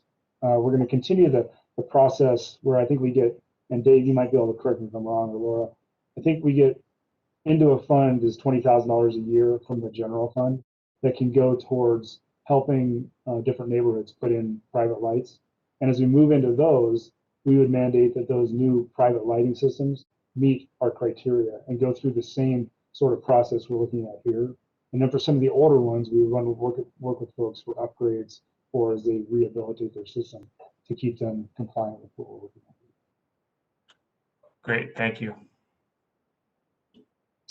Other questions, council members, or comments? I don't see any. Councilmember Warden. I just want to say thanks to Public Utilities as well, because this has been such a kind of a hot issue in various parts of my district, and having a plan that we can point to is really helpful to me, and helping neighbors realize how they can get involved and what the process is for how these decisions will be made when there is a conflict between these desires. So I appreciate the time that went into it, and thank you for doing this. I hope we can get it passed soon. And Councilmember Warren, I think you hit on something there. Is there will be conflicting ideas about what it's like. I always tell our staff that this is, all of our other utilities are underground, kind of out of sight, out of mind. And this is more of like the Goldilocks and the Three Bears utility, where people will love it or hate it, depending if they like light or if they don't want more light. So it will definitely be a process going forward. All right, thank you. Anyone else from the council? Seeing none. Just a point of clarification, are you planning to take this to the Planning Commission before it comes back to the council? Or finish up with us first and then go there? No, I think when we initially transmitted it to the council, it hadn't been on our radar to take it to the Planning Commission. It was raised in actually Sam's staff report. And in talking to Nick Norris, it seems like an appropriate master plan to take there. So we'll want to go take it there first, and then come back to you, even in a written transmittal, about the discussion with the Planning Commission. I think prior to your resolution, I believe that would be the right approach. Cindy might correct me if I'm wrong there. That feels intuitively correct. Okay. Don't trust my intuition all the time. So from the council's end, it looks like we will probably wait to hear back from Public Utilities, and then set dates for public hearings and comment and some action. Right. And thank you all. Oh, thank you. And we're going to transmit this to the Planning Commission as soon as possible, so we can get this back to you. Yeah. Thank you. Well, thank you so much, everybody. Yeah, thanks, everyone. I believe Laura Brief is sticking around for a second, but everybody else is released. We are now on to agenda item number 8. That's informational, the small cell wireless facilities. And I believe Carol Luke is leading us down this alley, so to speak, with various members of the City Attorney's Office, Katie Lewis, and a bunch of other folks. But I'll let you all sort of introduce yourselves as we get into this. Carrie, we've set, I think, 30 minutes for this briefing, so go ahead. All right, I'll kind of set us off. Council members have continued to receive a lot of constituent feedback about small cell facilities, also known as small cells or 5G towers, in the public right-of-way. This is an already complex issue that's further complicated by overlap with some similar but differently regulated issues like traditional cell towers or other types of telecom installations in the public right-of-way, or even small cells on private properties. They each have different regulations, and the city has different roles in each of these. This is specifically focused on small cell facilities in the public right-of-way, but I know council members may have questions that govern some of those other pieces of the Venn diagram. Some ideas that have come up since the council last convened on the topic have included ways to more strongly encourage co-location on existing poles, revisiting what's possible to require in design standards, stronger accountability for circumstances when the city's preferences aren't possible. So this is an informational briefing to give the council a refresher on the legal limitations the city faces in governing small cells, and the opportunity to brainstorm with the administration some potential policy solutions to the concerns you've been hearing. So with that, I will turn it over to the attorney's office. Good afternoon, Council. I'm Kimberly Chitris. It's nice to talk to you about small cells again. I thought I'd give you a brief roadmap for what we're going to talk about today. I'm going to talk briefly about what small cells are and what they are not. about the regulations of state and federal law, which was contained in a memo that was sent to you for this briefing. And then we'll talk about what the city's role is. And then the administration is going to present some information about the design standards that we use, some common maybe feedback and complaints that we've received, and some policy discussion. So what we're doing and what we think we could do differently. So I'm going to start with what small cells are. Just as a reminder, we're talking about an antenna that's regulated by size by the FCC and by state law. The antenna is no more than 6 cubic feet. It can be installed, it's only installed in a right-of-way and under this regime that we're talking about. It can be installed on a freestanding pole or on an existing utility pole. I'm going to contrast that. To do a small cell, the entity would enter into a master license agreement with the city. We enacted that ordinance in 2018. And then they go to get a permit to work in the right-of-way for engineering. If they meet the requirements, they're able to get the permit. So you have to have all of the requirements in writing. And so that's how you get the small cell. There's no zoning. It's only in the right-of-way. There's very specific rules. Please don't mind me looking over to the side just because I'm checking my notes while we're talking as well. And the purpose of a small cell is to transmit data. So over short distances. So it's all the data that people are downloading on their phones. These small cells help increase the capacity to do that. And you hear it specifically in connection with 5G, because 5G antennas have very short transmission distances, like less than 1,000 feet. So that's why there's a proliferation of poles, because they need to be close together and in line of sight in order to transmit the cellular radio frequencies in order to download to your phones. So I'm going to contrast that to other antennas. So we have other antennas, cell antennas, antennas on buildings. There are other places antennas can be placed that might also be regulated by federal law, but those are in the city, those are not in the right-of-way. They are on property that is not right-of-way, and they're subject to our zoning code. So there's zoning rules and zoning approvals in order to install an antenna like on a building or what you think of as a traditional cell tower. The last thing that gets confused here is fiber. So telecom fiber services all of these antennas. Fiber is buried in the right-of-way. So it's similar. You need a franchise agreement, which is the approval to do work in the right-of-way. It's only in the right-of-way, and you also get a permit to work in the right-of-way because to lay the fiber. So those are sort of 3 similar concepts. Today, we're talking about small cells specifically. Are there any questions before I move on to the legal framework? Council members, anyone? No. Carry on, please. All right. So most importantly, I think, federal law regulates small cells, and the laws that have been put in place in the last couple of years are extremely industry friendly.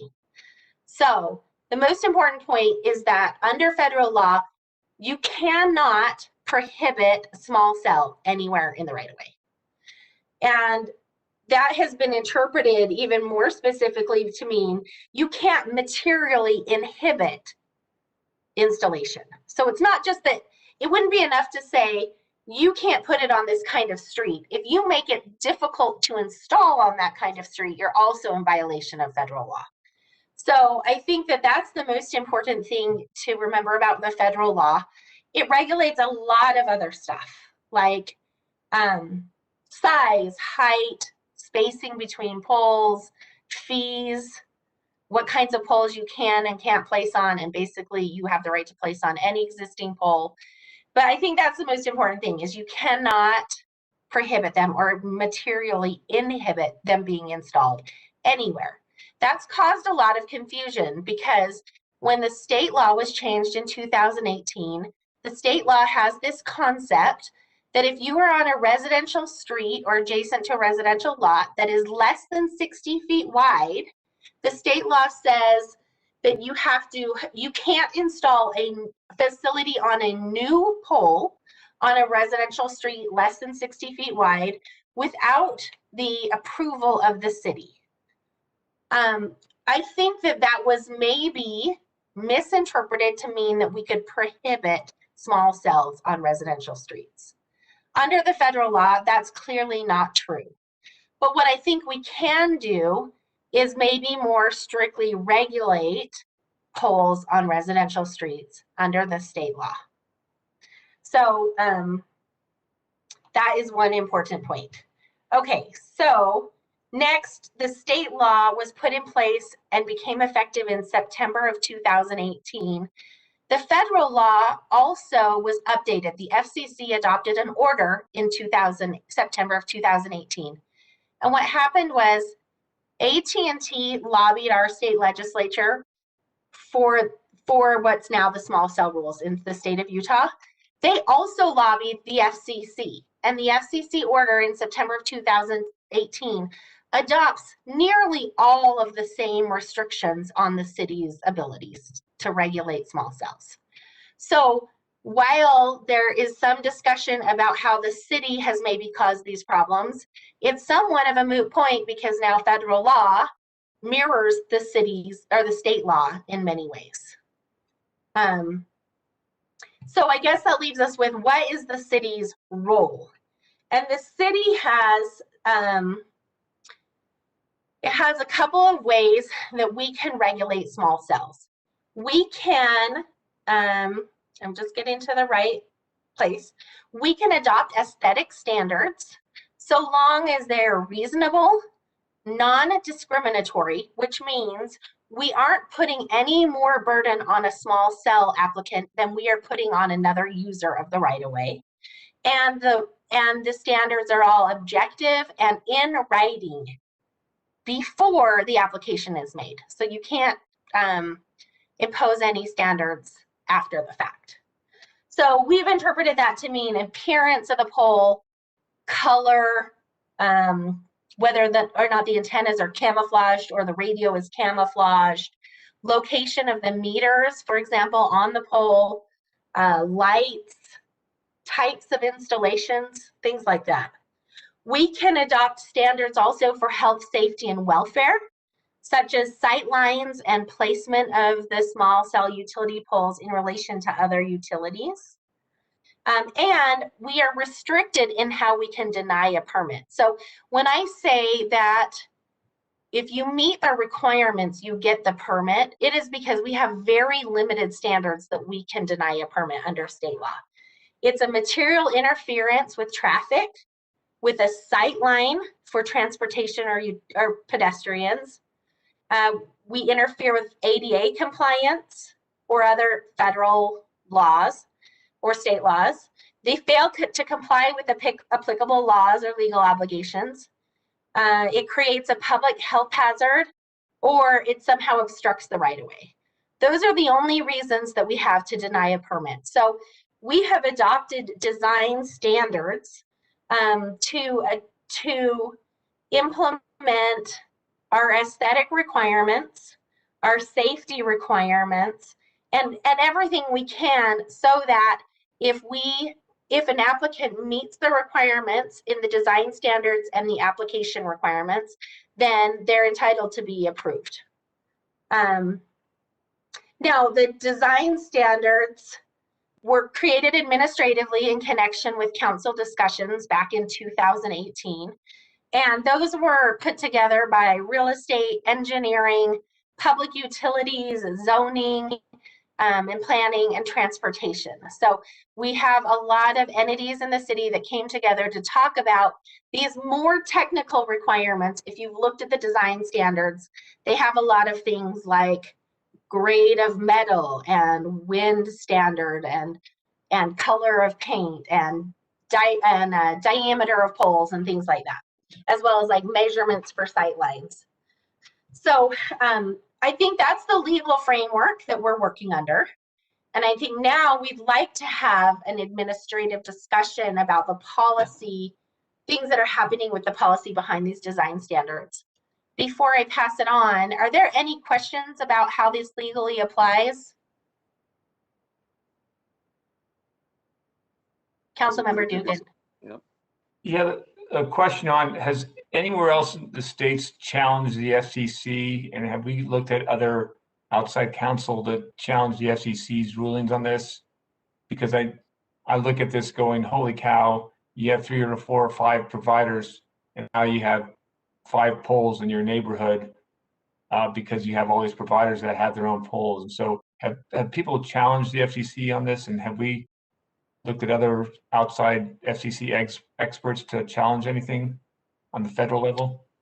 There have been lawsuits against the FCC by other states. One of them in particular is with the Ninth Circuit right now, which is the kind of western states. It's always associated with California, but it goes up into Idaho too, I think, where they, my litigator colleagues are cringing when I said that. They have challenged it based on the fact that the FCC has waived all environmental impact reviews in connection with small cells. There are probably, I think there are some other lawsuits that have happened. I don't think there's been any decided, and the city has not joined any of those lawsuits. It's something we could certainly look into evaluating. Yeah, maybe I'm going past the discussion point, but I just am concerned with, right now we just have 1 provider, but you have 4 providers, and I'm just looking at the number of poles we could end up having. I know we're going to go into discussion on brainstorming, but number of poles you could actually have on your street. Sure. You know, and we actually, just so you know, we have, I think it's 4 different entities that have master license agreements that have the ability to install small cells. And we have had approved applications of at least 3 of those entities. I know AT&T is sort of the straggler in that group and have started bringing applications, but I'm not sure whether or not many have been approved.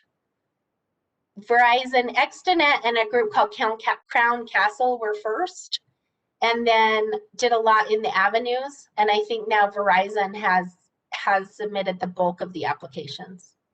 And sorry, you may have just answered that question before, but has other states challenged it on the number of poles they're going to have in their cities? Have other cities challenged this? And do you know across the state? I can't claim to know every claim, but I that's not an argument that I'm familiar with. And nothing on the safety side of that either. The discussion on the safety frequencies. Well, I think the safety, the radio frequency plays into that environmental review process, and whether or not there should be more review because of the density of the antennas and radios. And so is that part of that Ninth Circuit lawsuit? I think that's the Ninth Circuit case, yes. Okay. Thank you.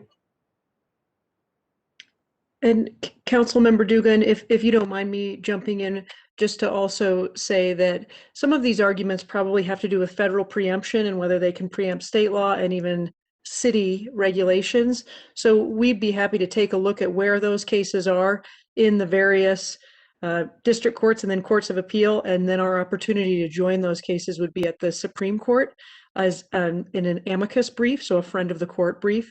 But certainly that could be some policy direction that the council and the mayor's office could give us to join the voices of other local governments on these preemption issues. Thank you.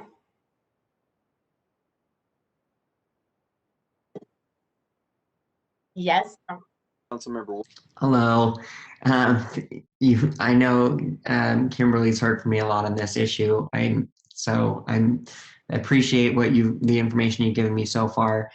I guess the last year,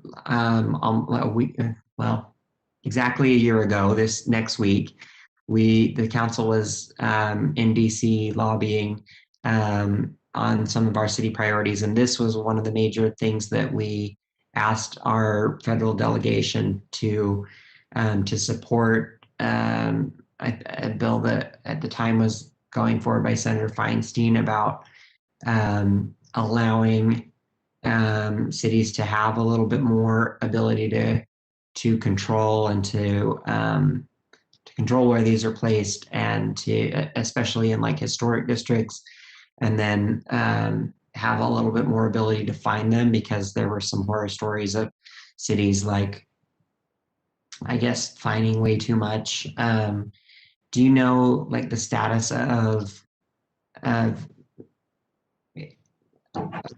Are you familiar with what I'm talking about? I'm not familiar with any bills sponsored by Senator Feinstein. There have been a couple more FCC orders that have come out in the last year. I think there was 2 in 2020. They would not alleviate your concerns. Yeah, I think the bill actually was to stop one of them from coming out, and then it then came out. So I think that answers my first question. And earlier you said, you know, do we have any questions about our ability to regulate and what our role is? I guess I have a lot of questions about where the line is for design standards, and isn't the at some point isn't our ability to limit the number of these part of the design issue, that like we don't want these to be on literally every block on every corner? Unfortunately, I don't think we can limit the number. I think the line is really an aesthetic like look of the installation. So we're going to talk a little bit about maybe some different things we could do in residential and historic neighborhoods that might help alleviate it. But I just don't think we have the right to say you can't install in like a specific category of places. Okay, so you know, there's no point where you think the principles that underpin our ability to impose a design standard would be implicated in the number of poles. Am I making sense? Yes, you are making sense. And as I understand the federal law, no. Okay. I mean, we specifically don't even have the right to regulate the distance between the poles. Right. Okay, and then what about our ability to fine people who build these poles if they are not if they're not built in our design standards? Like, have we encountered that problem in Salt Lake City? Have they built things that don't conform to our standards? And in the event that they did, are we able to like meaningfully fine them to a degree that would make them change what they're doing, their bad behavior? Or is it cheaper to just pay the fine and have something that doesn't conform to our design standards? So when we enacted the city's small cell code, we have some remedies in there that include fines of $100 a day, and also the ability to stop them from getting any other permits until it's fixed. Okay. To my knowledge, we have not had any violations that they haven't fixed. So we do have we've had a couple instances where a pole started to go in there in a location, either in the wrong location when they fixed it, or in a location that once it started to go in, we realized was problematic. And we've been able to work with the providers to move those. I will also say that, that there are claims by residents who might read the design standards and want us to prove how like a particular application meets every single element of the design standards. And we have a member of our team in engineering who reviews all the applications, and will go through and discuss, you know, how the different requirements are met. So I am not aware of poles that have violated our design standards and that have not been remedied. But we do have the ability to fine and to stop permits. Okay, thank you. Sure. Councilmember Dugan. Thank you. This is a tough subject, especially both in all the districts. And one of the concerns I have in my district is the school safety and proximity to schools and any other safety side of the house. And maybe this is with the Ninth Circuit Court also, but is there an opportunity to restrict the proximity to schools or other hospitals or anything else of the safety concern of these poles due to the debate on if they're safe or not? And can we limit the proximity or to schools or other areas of that nature? Do you know? So that's a really good question. Let me try to answer all the parts. The FCC is the only entity that can regulate the radio frequencies. So we don't have any ability to restrict these based on radio frequency. What we can do is ask for a certificate of compliance for the facility that shows that that facility meets the FCC standards for radio frequencies. Because placement of these is exempt from an environmental review, there's not the opportunity to restrict it from any locations like schools or churches or hospitals. That's what you said, not churches, hospitals. That is different than like a cellular monopole, which is what you think of as the normal big cell towers, where we do have distance requirements, and that's because of a far greater RF exposure, I guess, or dissemination from the pole. But for these small cells, the FCC's rulings really say these don't need an environmental review, and so therefore we don't have the ability to challenge them or restrict them based on their radio frequency. Thank you.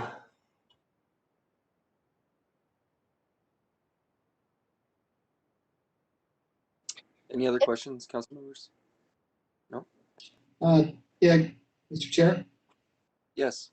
I know we're going to talk about possible ideas, but just to make sure I'm accurate about this, one of the conditions by federal and state law is that we can't require multiple providers to use the same poles. Is that correct?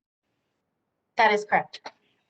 And I mean, at the rate things are going, it's going to be one provider in a year or two anyway, based on consolidation of companies. But there's no other access point there to encourage co-facilitating or co-placing infrastructure on the same poles, right?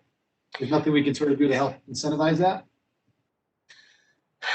Good question. So we can probably ask them to do it. There's not a lot of incentives we can provide because the regulatory requirements for like how fast we do approvals and what the fees are already so restrictive.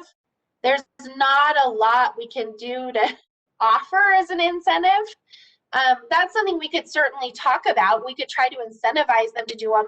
I will say because of distance requirements, so I think that different providers use different radio frequencies, so they have to be a certain distance from each other. So what that would mean is the poles are probably taller than they would be with just one installation, and then you'd have multiple stuff at multiple places on a pole,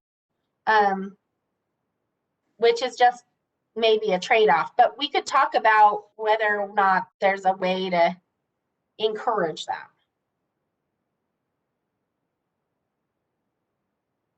Councilmember Wharton. Okay, sorry, this is another, I had a resident reach out to me out of concern that that they had heard that some police departments are being able to access information that is being transmitted through 5G towers, and doing so without like a warrant, and that's able to obtain like search history and also calls that come in and out of the phone for any particular resident. Can you speak to that maybe Fourth Amendment privacy concern about 5G cell towers, and whether that's something that's happening in Salt Lake City, or can you just speak to that? I can try.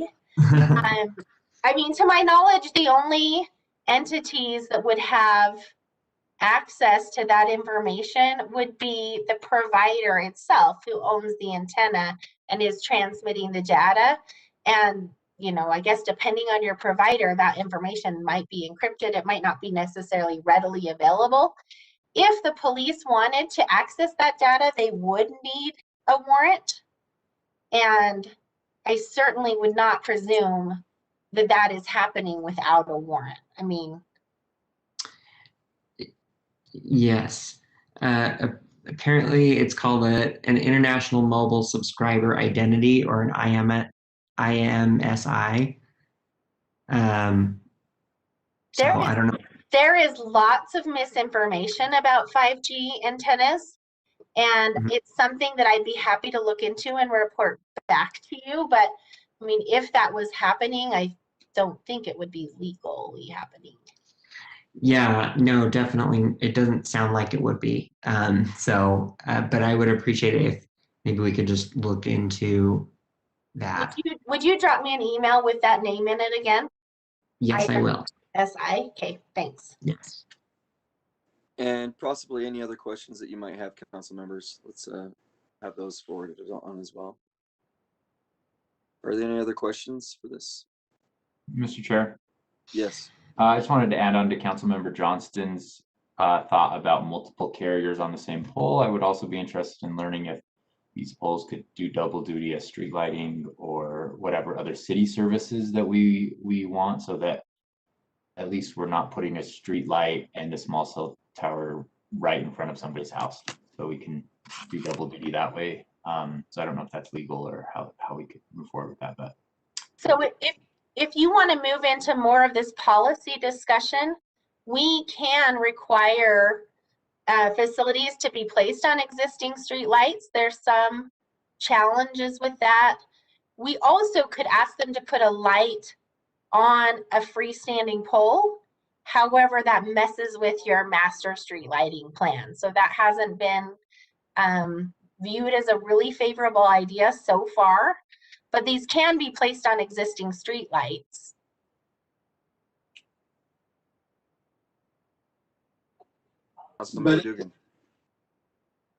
Can they also, how about the traffic lights? Could you, I mean, if you have a long beam traffic lights, I know they're a lot heavier. I'm not sure about the engineering of the light handling the extra weight, but so to put on an existing pole, there has to be a structural analysis done. And if the structural analysis, if the pole structure can't handle the extra weight, then there could be a new pole installed to the city specifications as like a street light or a street light or a traffic light, excuse me.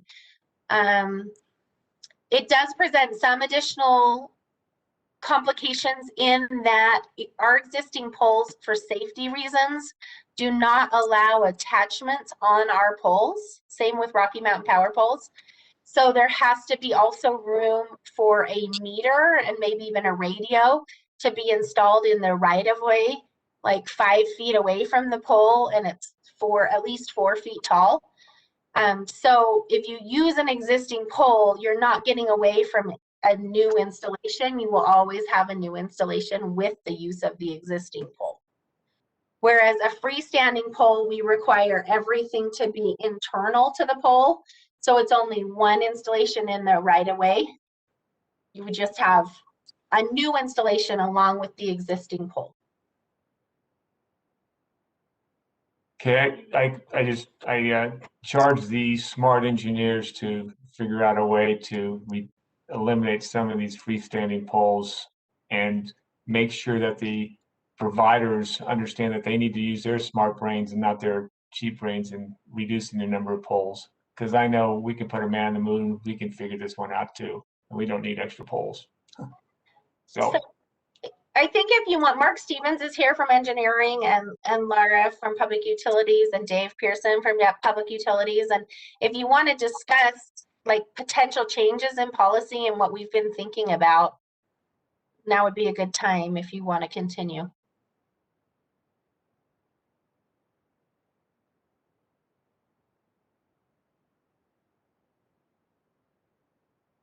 Mark?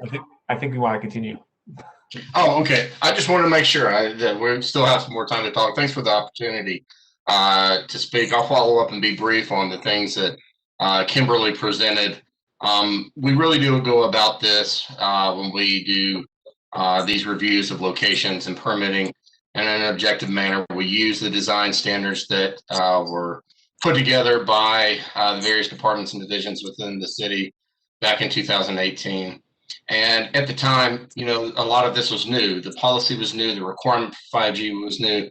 And those policy and those standards were based upon the limited knowledge that was available at the time. So now that we've got, you know, practically hundreds of installed freestanding poles or small wireless facilities, including those that are currently being permitted, we've had a few lessons learned, things and items that we can you know, adjust policy as needed. And that's kind of what we'll discuss with you today as far as how those lessons learned, constituent complaints, et cetera, that how we can adjust the policy accordingly. And I'll touch on those here in a moment. But one of the things I wanted to talk about is one, just from an administrative standpoint, some of the limitations that we've had, Kimberly's already touched on those, the type complaints, type of installations, and then how we can adjust policies to address those concerns. So to kind of give you an idea of the timeline of how these small wireless facilities locations get chosen, we are approached by these providers with potential locations, and that is an initial review that our engineering permits division and someone in engineering, as well as several in public utilities, review. Once they get an initial okay, then they start their design process. And that's about a 6-month process by the time they do design, get the okay and the thumbs up from FCC. So it is an involved time matter that they have to work with, and then they will come back up to us with those you know, pre-final designs for us to take a look at and further comment on. As Kimberly mentioned, if they do meet all those requirements, then we issue a permit accordingly.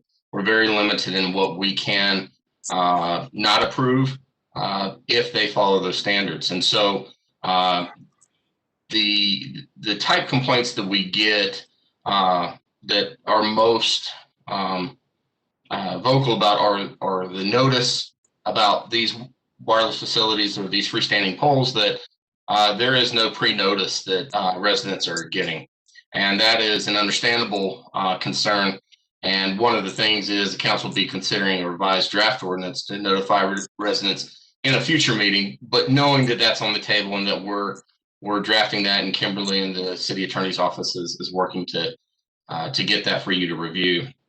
And the other ones are the placement locations of these poles, whether they be, we try and get them to put them on a lot line or on the corner. Those are preferable, especially not in front of a residence with front door facing and walking out and seeing that small wireless facility right in front of your front door. So there's a few of things like that, but ultimately those design standards, now that we've had a lot of input from the community, we have a little bit more experience, we can do that. Kimberly touched a little bit on the type installations, the freestanding poles, or you know, people call those monopoles or freestanding poles. It's interchangeable. But the one benefit to the freestanding pole is that everything is internal. Meter, electricity, doesn't require any separate H-frames or framing 5 feet away, 4 feet tall, that houses the meter and any radio equipment that they have. The existing poles are one of the ones that a lot of people will try and argue. And so there are limitations with that. Kimberly also touched on that with Rocky Mountain Power and city light poles, that it may not pass a structural analysis. So that is one concern, but definitely one that we are starting to push a little bit more. And there has been an increase in the number of co-location of these small wireless facilities on existing poles. So we have seen an increase in that in the past 6 months. The safety concerns that Kimberly brought up for line of sight, traffic poles at intersections, all of those are being considered. So those are just kind of some of the things I wanted to bring up, a little bit about the history, the complaints that we've gotten, and type of installations that we have.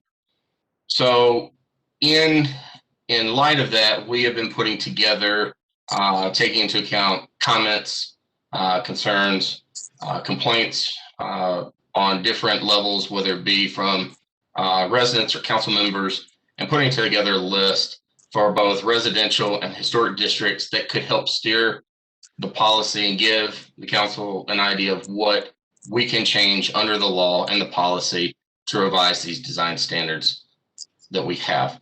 So I will go through a few of these, and then I'll be open to any questions. As far as aesthetics, we could adopt some more detailed aesthetic requirements. We could consider requiring a specific pole designed by the city. I know in other cities, similar to, I believe New Orleans has had some more design specific pole requirements to meet the existing aesthetics within the city. We could set a maximum diameter for the pole. And that's pretty much what we can consider in changing the policy within the standards. As far as location, we could prohibit several places like installations in a median, installations along where there are no park strips between the home and the curb. Require a small cell provider to give the city evidence that an existing pole is not available. And what that looks like, could be determined, and some wording associated with that could be established. Require a minimum distance from a residence. Require installation on a collector street before local street. Change the preference of freestanding pole versus existing poles. So we could move the preference of the city to have priority on co-location with existing poles and having freestanding poles be last.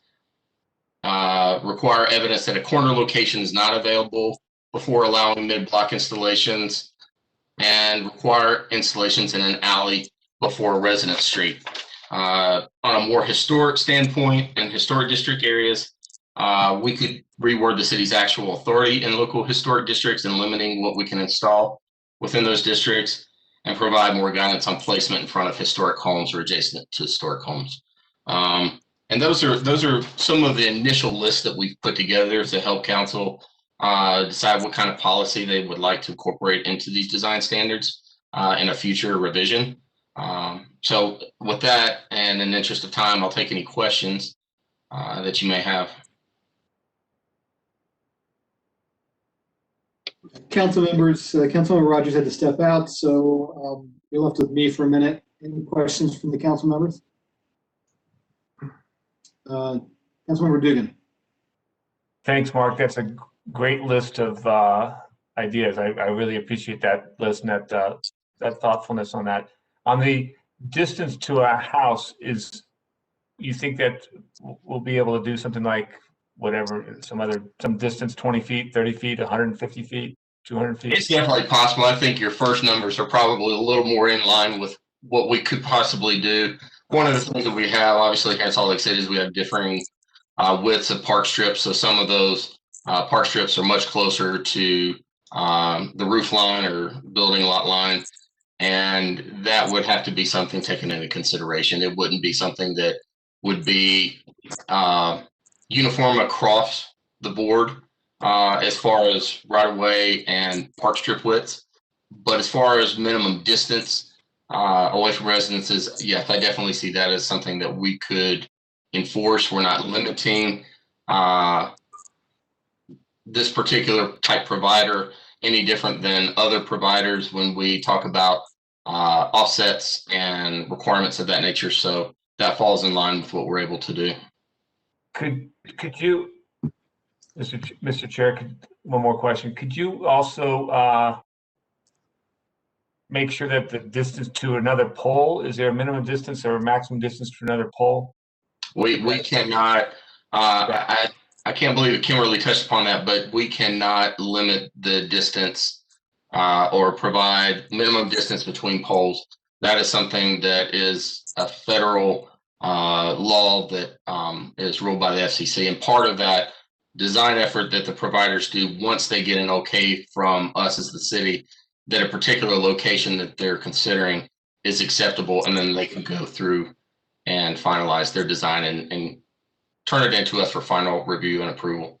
Okay, so we can't say it has to be greater than 5 feet or 10 feet away from a light pole or another utility pole. From a light pole, yes. I'm sorry, I was understanding from another cellular or small wireless facility pole. Yes, we do have those requirements from trees, from existing poles, from existing other existing utilities. So yes, we do have those in place, and that's part of the existing design standards. Oh, that's already part of the existing design standards. Yes. Oh, okay. Okay. Did not know that one. Okay.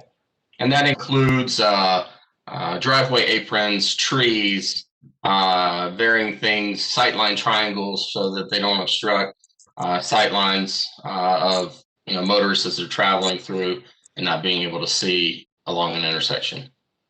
Thank you. Council members, I know we're quite over time, but any other questions or comments at this point? Seeing none, maybe if I have the time to ask one question, would we be allowed to mandate whoever puts in the poll to put their contact information and a way to contact them with concerns or comments directly to them on the poll? We do require that as part of our design standards now. So currently on any poll, I can walk up to it and find who owns the poll and how to contact them with comments or concerns? You should be able to, yes.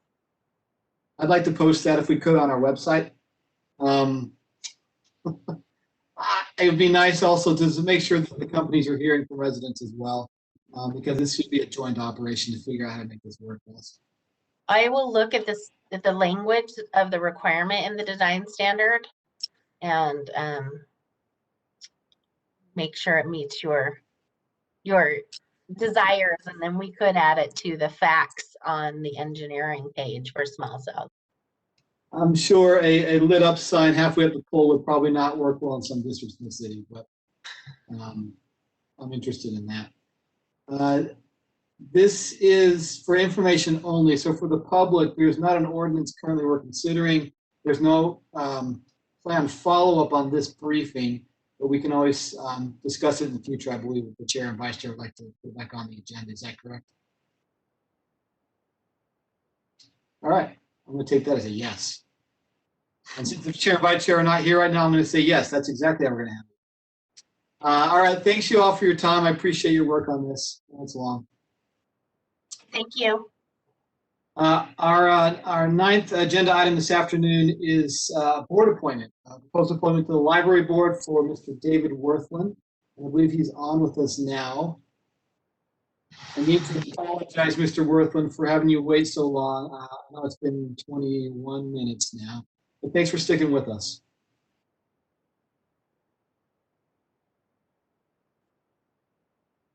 I hope you can hear us. Thank you. It's good to be here. Interesting Excellent. discussion, by the way. I'm glad you enjoyed it. Perhaps you could introduce yourself and tell us a little bit about why you're interested in serving on this on the library board. Surely. Thank you. I'm Dave Worthland, retired, and I'm interested in serving on the library board because actually libraries are essential to the cultural fiber and education of a community. And I look at the Salt Lake City Library as the queen of all the libraries in the state, as well as, I would say, in the Intermountain West. The architecture is stunning, and it's still cutting edge, really.